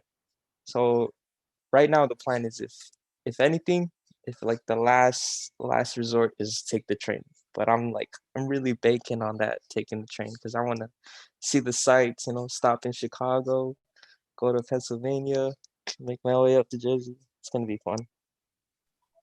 I'm rooting for the train. I think you should take the train and you should make it a 1 week trip, stopping, living, and then moving on. I love it. But I do hope you get things worked out. So we can see you again. You're like our most valued participant in Micronesian dialogue because you're always here every time. That actually I had a question that I meant to ask. So you see how we have Micronesian dialogue, and then there's other like the Polynesians have a word for this, right? Like Talanoa, right? Talanoa, yes. Yeah. Do we have a word for that? It's tutunap. Tutunap. Oh, okay. I'm gonna write that down. Deshaun, for us, we say limet, fiang. Oh, okay. Hey, Just love so it. like yeah, talking stories, right? Yeah. Okay. For us Lagooners, it's tutunap. Yeah, she forgets I'm half, so Yeah, I thought about it when we were brainstorming Micronesian dialogue, and I wanted to use the English word because it's Micronesian, and I want everybody to know what it is, right? Because if we call it tutunap, then only a few people or only people from the Lagoon Truk will understand tutunap. But yeah, send us the name for I think that's thank you. That's an idea for a post that we're gonna do maybe sometime. The different word for storytelling. But yeah,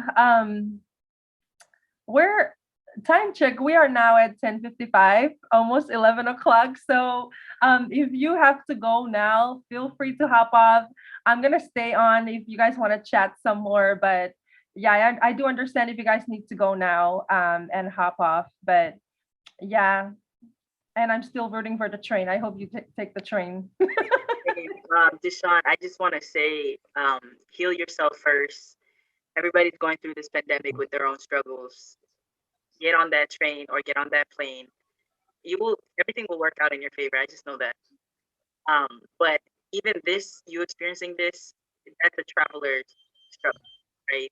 It's not only when you're going to school, because you going to school, that's you traveling. Mm. And I just want to bring back to the point of parents and maybe you mentioning how we also have to zoom out and understand where our parents are coming from and the root of the situation. And our parents traveled through a time of when the paradigm shift of colonization and of our parents' culture, like upside down. After all the chaos, there was, after the storm, there was calm, but everything was destroyed. They still found themselves, right? And they tried to work through the struggle, and that's them traveling. So we're blessed to be here, having this Micronesian dialogue because of them. That's their route. This is our route, and it's all connected. Just want to bring back the train conversation. Again, Deshaun, take the train. And as a college student, I think it's really interesting since the topic for this conversation is navigating as Micronesian traveler. Hey, Dorangish. Like as a college student, taking the train is really another way of boosting up your confidence of a traveler. So on the train, you're not only seeing one perspective of traveler. Like on the plane, when you get on the plane, it's more like business people or like, just people. But then on the train, it's also like a very different scene. Like you see both perspective of like, you get on the train and you see a lot of homeless people. You see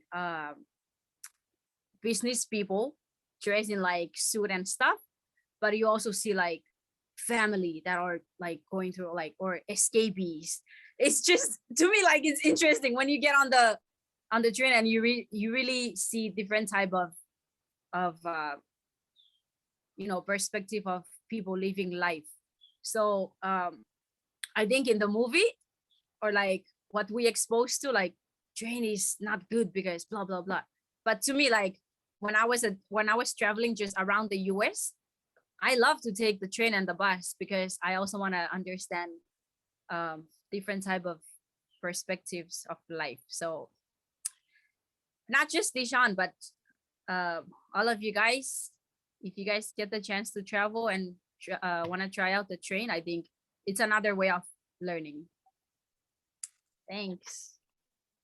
And Torongi says hi to everyone, our dog.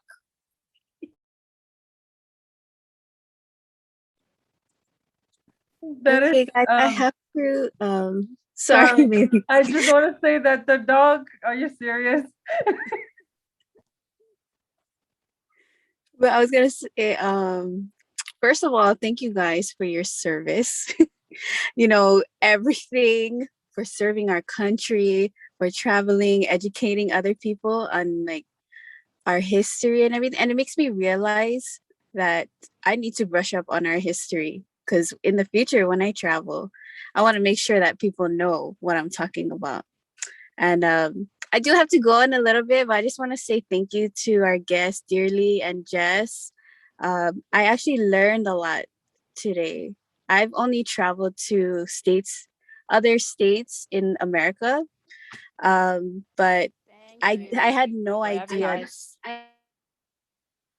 I had no idea that a lot of Micronesians have trouble with their passport because my parents, they travel a lot to Micronesia, like when someone is sick or when someone has passed away in the family, but they never tell me like the struggles that they go through when using their passport or like coming back home. All I know is that my mom, she was stuck in Yap for a year because of COVID.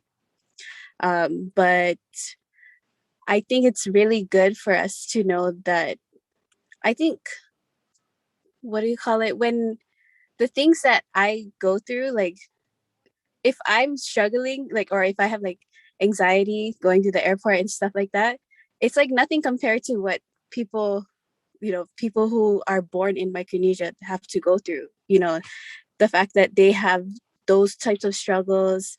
Not a lot of people know where Micronesia is. I feel like the United States itself, they need to be more educated on our people, and where our country is. So I think that's really good to know. I'm so glad that I hopped on this podcast or this dialogue. So thank you guys for sharing everything. And I'm going to apply it when I do travel. Hopefully, one of my goals is to go to all of the Micronesian islands because I want to learn about all of them. Yes, Yap, Kashrai, Marshall Islands, but I want to travel to all of them. And Chuk, especially Chuk. I have a lot of Chukies friends and family members. So I'm learning so much. So thank you guys. I'll talk to you guys later. I really appreciate you guys. Thank you, Brit. We got you in Chuk. Yeah. Thank you so much, Brit. If for those who just hopped on, Brit is from Micronesian Viral, and she's one of our co-hosts here on the dialogue. She does a lot. She sometimes brainstorms a question for us, and so yeah, we love and we appreciate her presence here. If you need to hop off, Brit, thank you so much. I'm gonna piggyback on something that you said. But yeah, feel free to hop off. Like you don't have to stay. She pinpoints something that is ingrained into like all the things that we've been talking about, especially in regards to parents, the anxiety or the struggles that they deal with and they don't talk about it. I could be making an assumption and I shouldn't be doing that because that's one of the things that we learned tonight. But I noticed that a lot of the older generation, not really the older generation, but like the, what do you call them, baby boomer generation, which is our parents and all that, right? They don't, most of them, they don't talk about the struggles at all. If they do, it's, a little bit at a time, or they don't talk about the history. And going back to that, because this is the paradigm shift generation, right?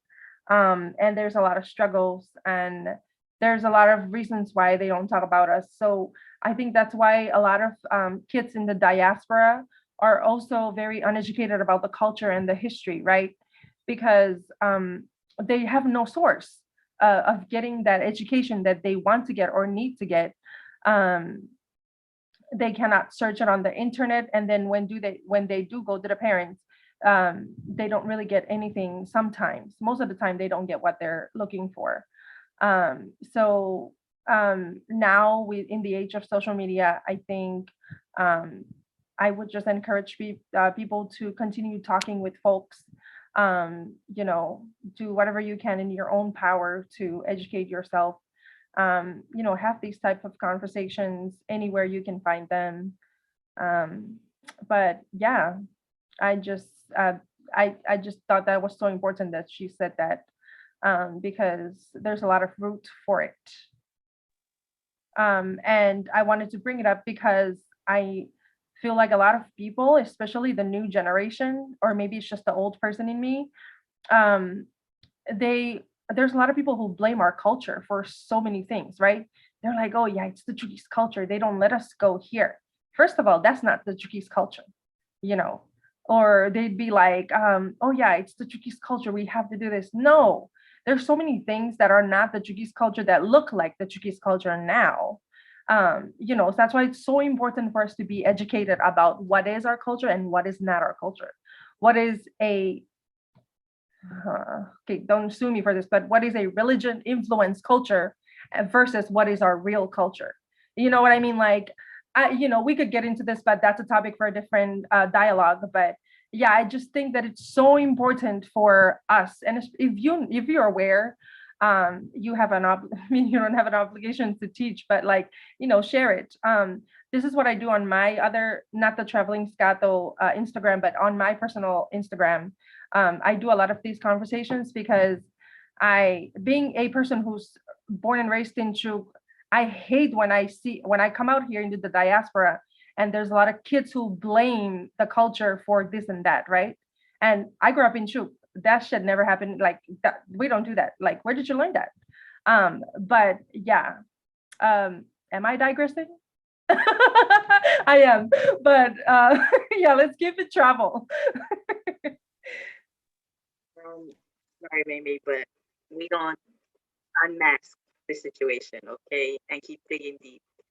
Um, Brit pinpoint something about anxiety and fear, almost like the highlight of what our parents go through, and people that are coming from Micronesia, us, our community traveling, right?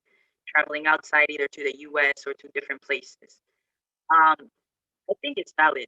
I think it's valid to even be born and raised in Guam, Hawaii, in the mainland, and still have those fears when traveling, right? Because everybody is human. Everybody faces fear in moving to the next whatever.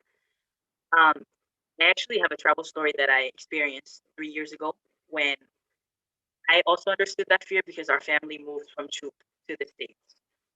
And I was very anxious and I was very nervous when I first came to Portland, Oregon. And I was overwhelmed by the smell of coffee in the airport and the amount of people that were there. That's culture shock for me, right? And it's so normal to feel that, but I also, the thing that I felt being with my mom and my little sister is nothing compared to what my parents felt when they came to college in Hawaii with little to no knowledge of what's going on, not even knowing where they're going to sleep. So every generation has their own fear, and every generation has their own education to do.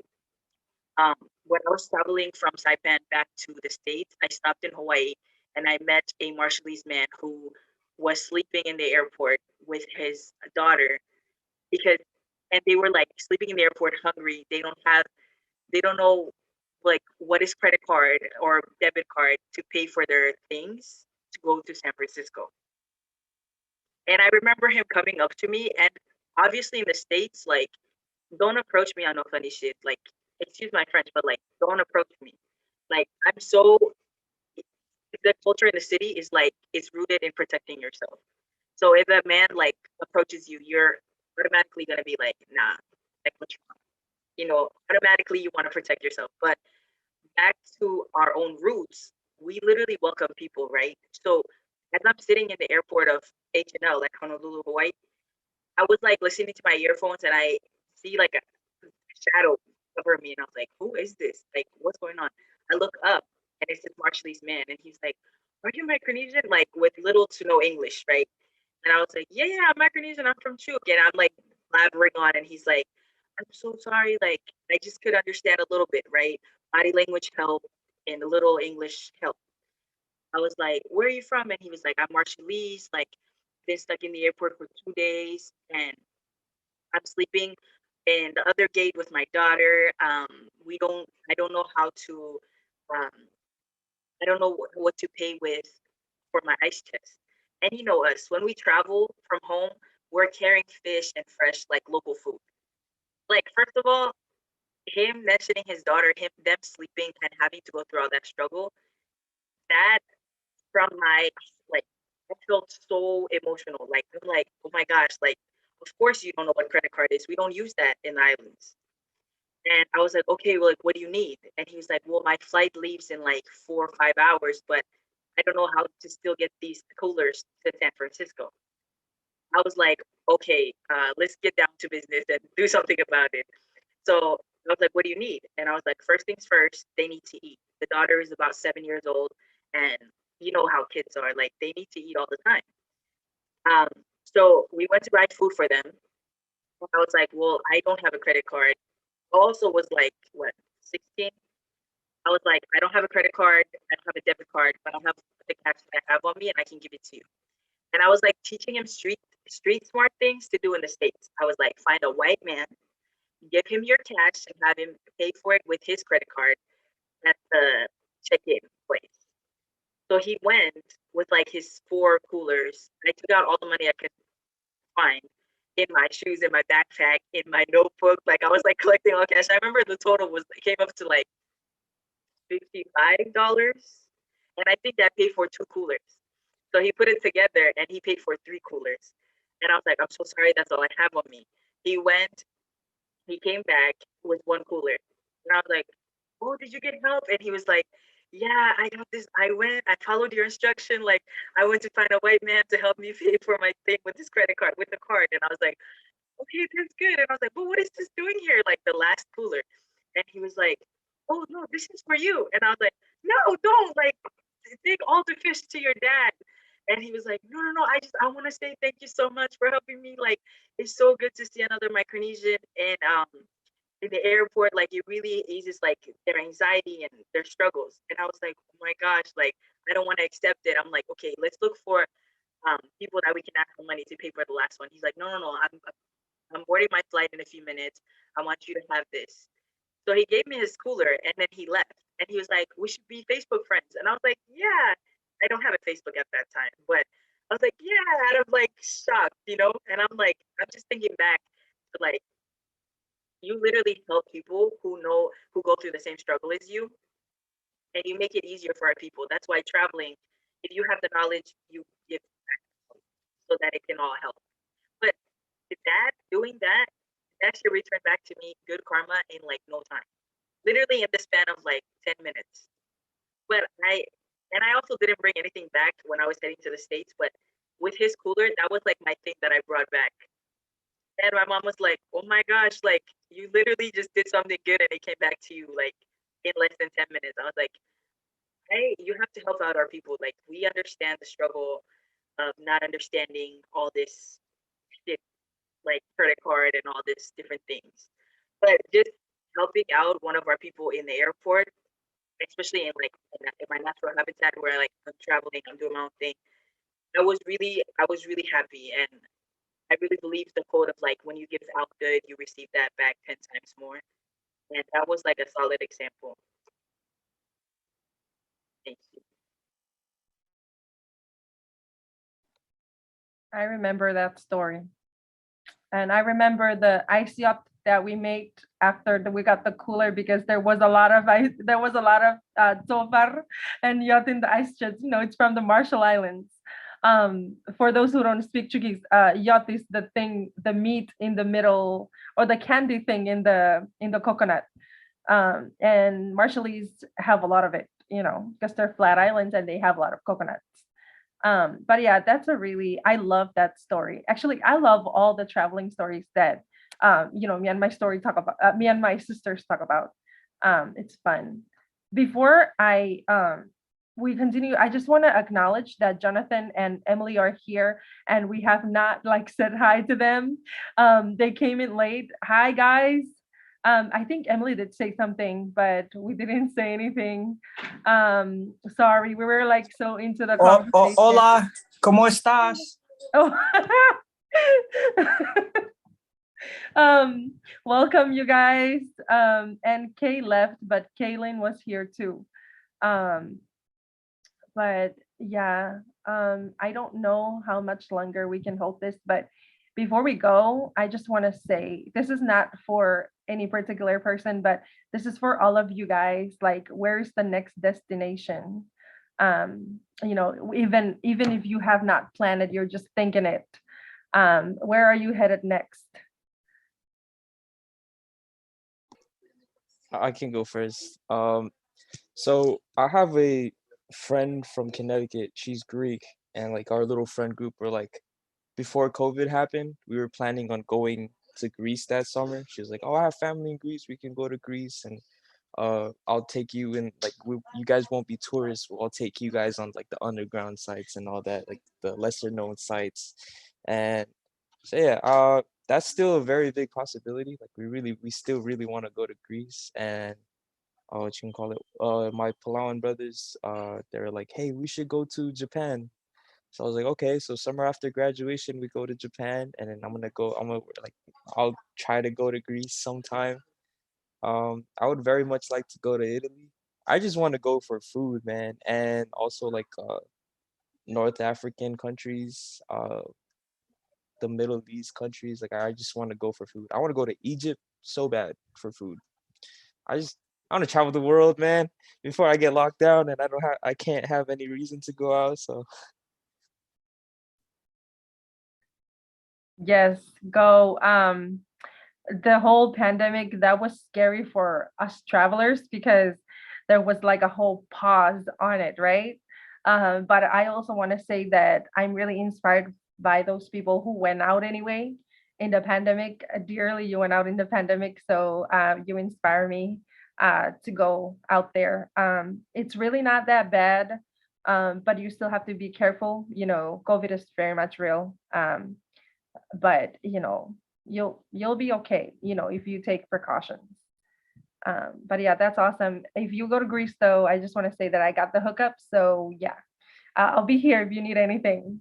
Um, but yeah, anybody can go, like if you have a next destination. I was actually supposed to go to Egypt this year. It got canceled, guys. So I am an FSM citizen. We obviously need a visa going to Egypt, but they are only open to certain countries, and unfortunately, we are not one of them as of right now. So fingers crossed soon. Definitely go to Egypt. And if you go to Egypt, I got the hookups. If you want to go to Tunisia, I got the hookups. If you want to go to Italy, I got the hookups. The list goes on.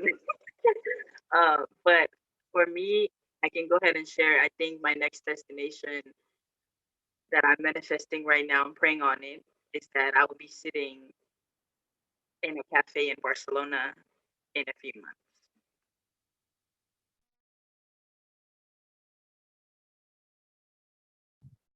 That's awesome. Manifesting is so important because next thing you know, you're sipping that coffee in a cafe in Barcelona. I literally travel for coffee shops. I'm not really a big coffee drinker, but I like to sit in coffee shops in a different country. But yeah, that's really awesome.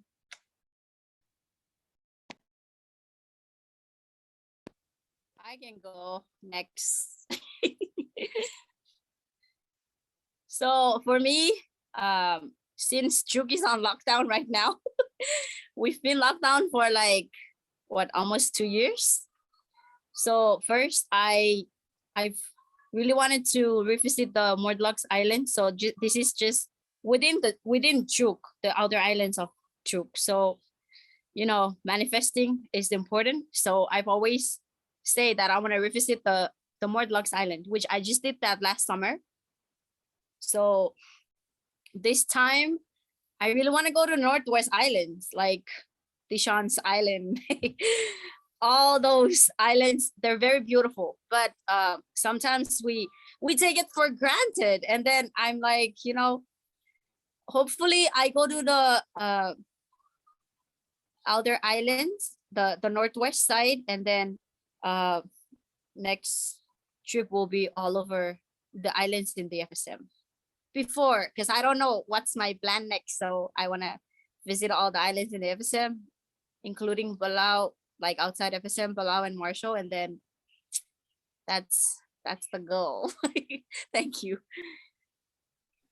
I just want to add on to that. Like, yes, thank you for sharing that. Because pretty soon they're gonna be gone.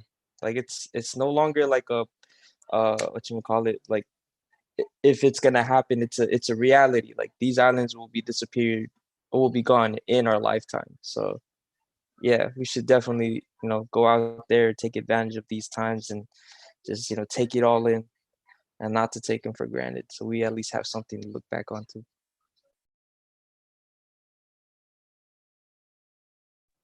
That's an important point. Thank you. Maria, Emily, or Jonathan, one of you can go next. What is the next destination that you're manifesting or thinking about? Maria mentioned in the chat. Go to the UK. Gresham. I haven't been to Gresham in a long time. Come visit us. We're in Gresham. Yeah. Oh, I got you, Maria. You said United Kingdom. Awesome. I'm just playing. My destination I want to go to is Bali. Bali. Oh, yes. That's one thing that I'm hopefully in the near future, I can bring my family there. Definitely advocating for that. Go for it, bro. Wait, is that Thank Jonathan you. Phillip? The real Philip, yeah. Why, yo, I miss you, bro. I miss you too. Yo, I was so like, okay, who's Can you this guys Jonathan? take this to the family chat, please? Oh, my bad. Messenger. Okay. I miss you, Jess. And I miss you and I love you, bro. Bye. You too. Bye. I'm gonna put me back on mute. Okay, now that they got that family thing situated, Emily, would you tell us your next destination? Oh, Emily said, my husband and I plan to go to Morocco when I get my passport. Yes. Can I come? I want to go to Morocco. But I was thinking when you guys were talking about Egypt, you know what would be so cool if we can all meet up in Egypt at one time. That would be cool. Like, let's go to Egypt, guys. Manifest. It's gonna happen. Yes. I'm about to go again, but look at Let's all all y'all meet up. wanting to come after I leave. Just kidding.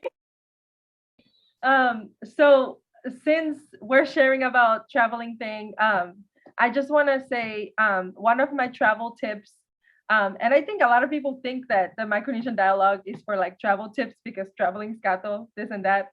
And a lot of people were turned off when we were talking about like, you know, history and all that. But traveling tip, if you want to go to a destination like Egypt and all that, the cheapest way to get there or an efficient way to get there is to travel to Barcelona from somewhere in the United States and then go from Barcelona. Barcelona is a really cheap hub to go somewhere, to go either in Europe or to go to the to the Middle Eastern countries or North Africa, because it's kind of like in the middle. It's in Europe, but it's closer to all those destinations. So that's a travel tip. Go to Barcelona and then travel out from there. All my Europe trips, my airfares, they don't go over $1,000. To be honest, I think they're all 500 or down because I go to a destination and then I go from there. And literally a ticket from Barcelona to Rome is like 30 bucks. Sometimes it's 17 bucks. And then a ticket from Barcelona to Greece is $30. It's you just, you know, but if you want to drink champagne and all that, then you got to pay more. But me, as long as I get there, I'm good. So But like you're saying, just like book a flight to Barcelona, and then when you get there, then you book your flight to other places. exactly, that's what I did for all my Europe trips. My first Europe trip, I booked a round trip ticket from Portland, Oregon to Amsterdam, and then Amsterdam was my hub. I went from Amsterdam to Paris, and then I had a 2-day layover in UK, so that was a free trip in UK. And then I don't mind having a 2-day layover because I get to hang out, you know? And then my second Europe trip, it was a round trip ticket from San Francisco to Barcelona, and then I just booked everything else from Barcelona. And to be honest, I can pull up my receipts. All of my airfare put together was not more than $500 to Europe.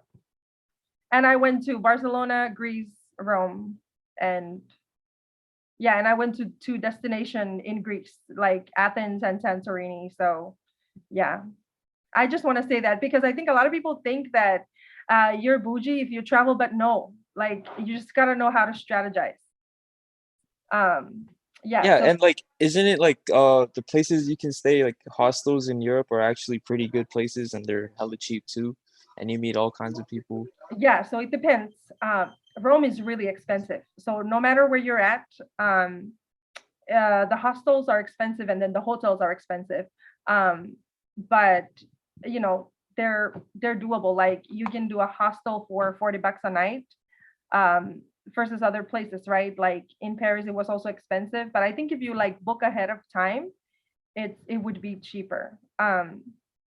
For Greece, Santorini was expensive, but Athens, it wasn't that expensive because when I went there, I actually my Airbnb host became my friend. So then I ended up staying for the rest of the time for free.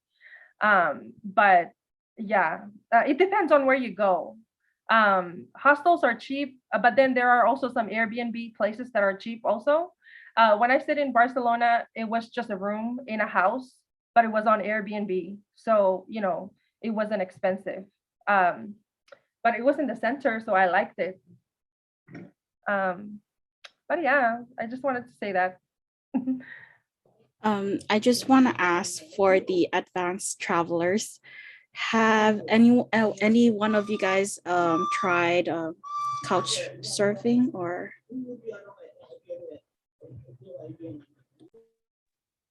I've Nell, not you go. tried that, but I've tried it, if that makes sense.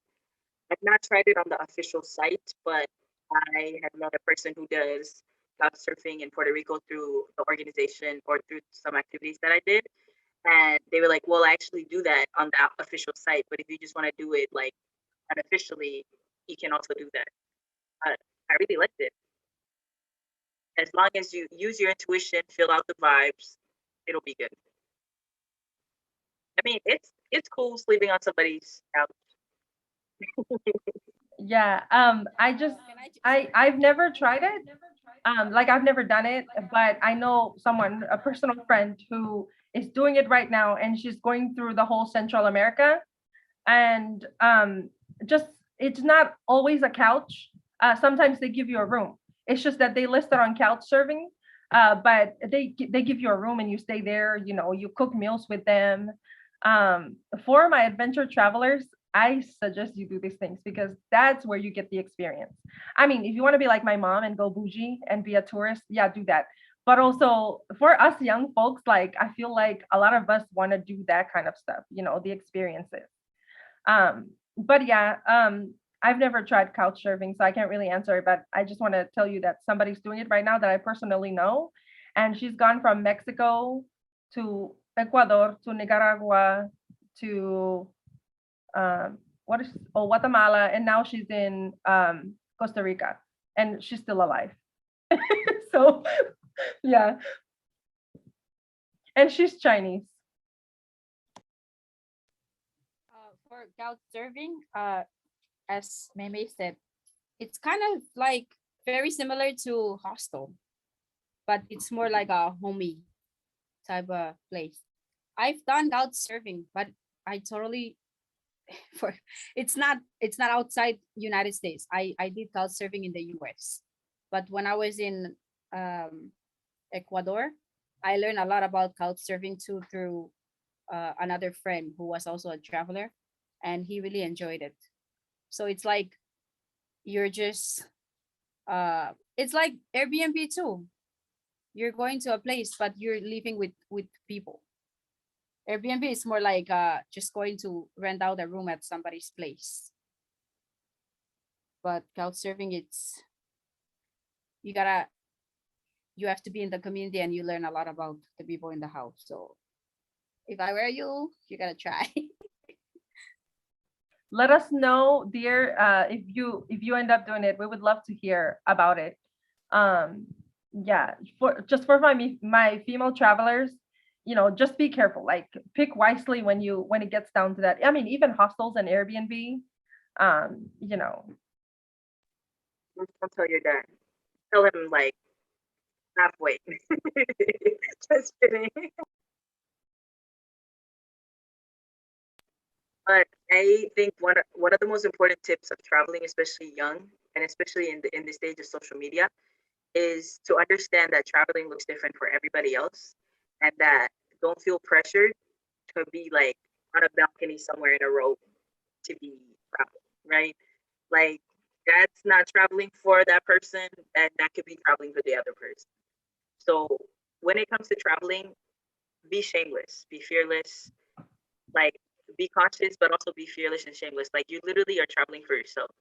And this just points back to like the beginning of this conversation. Mame had mentioned like when we travel, we literally tap deeper into our roots.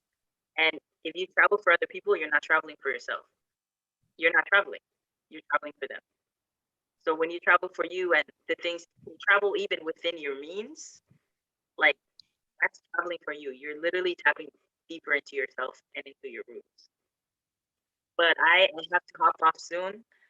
But I really appreciate everybody here, and I appreciate everybody's time. Thank you dearly, and Jess, all the way from Chuuk and Hawaii. Um, if I go back to Hawaii, dearly, we should definitely meet up. I was just there last month or last following month, and I would have loved to see you, but another time. And Deshaun, catch that train or not, catch that flight. Don't catch feelings. I'm just kidding. Thank you for being here and always being here. Jonathan, to our brother Jonathan, thank you for coming. And I think he just left. And Maria, I hope to see your pictures in the UK or not, and I hope to just hear it about it another time. But thank you all for being here. Maybe thanks for hosting. I hope to see you guys in another dialogue. And Cam, get it together, and hopefully you do your service for our country soon. Thank you. Congratulations, Maria, on graduating. I forgot to say. Thank you. But yeah, thank you guys for joining. If you guys have any more travel questions, let me know. I mean, I'm not an expert, but I'll try to share as much. Last tip, if you want to travel somewhere like for international destinations, the cheapest airports to travel from is San Francisco, New York City, JFK, and Houston. So Houston for South America and Central America, San Francisco for everywhere, and New York for everywhere too. But yeah, thank you guys so much for joining. Hope to see you guys next time. Good night.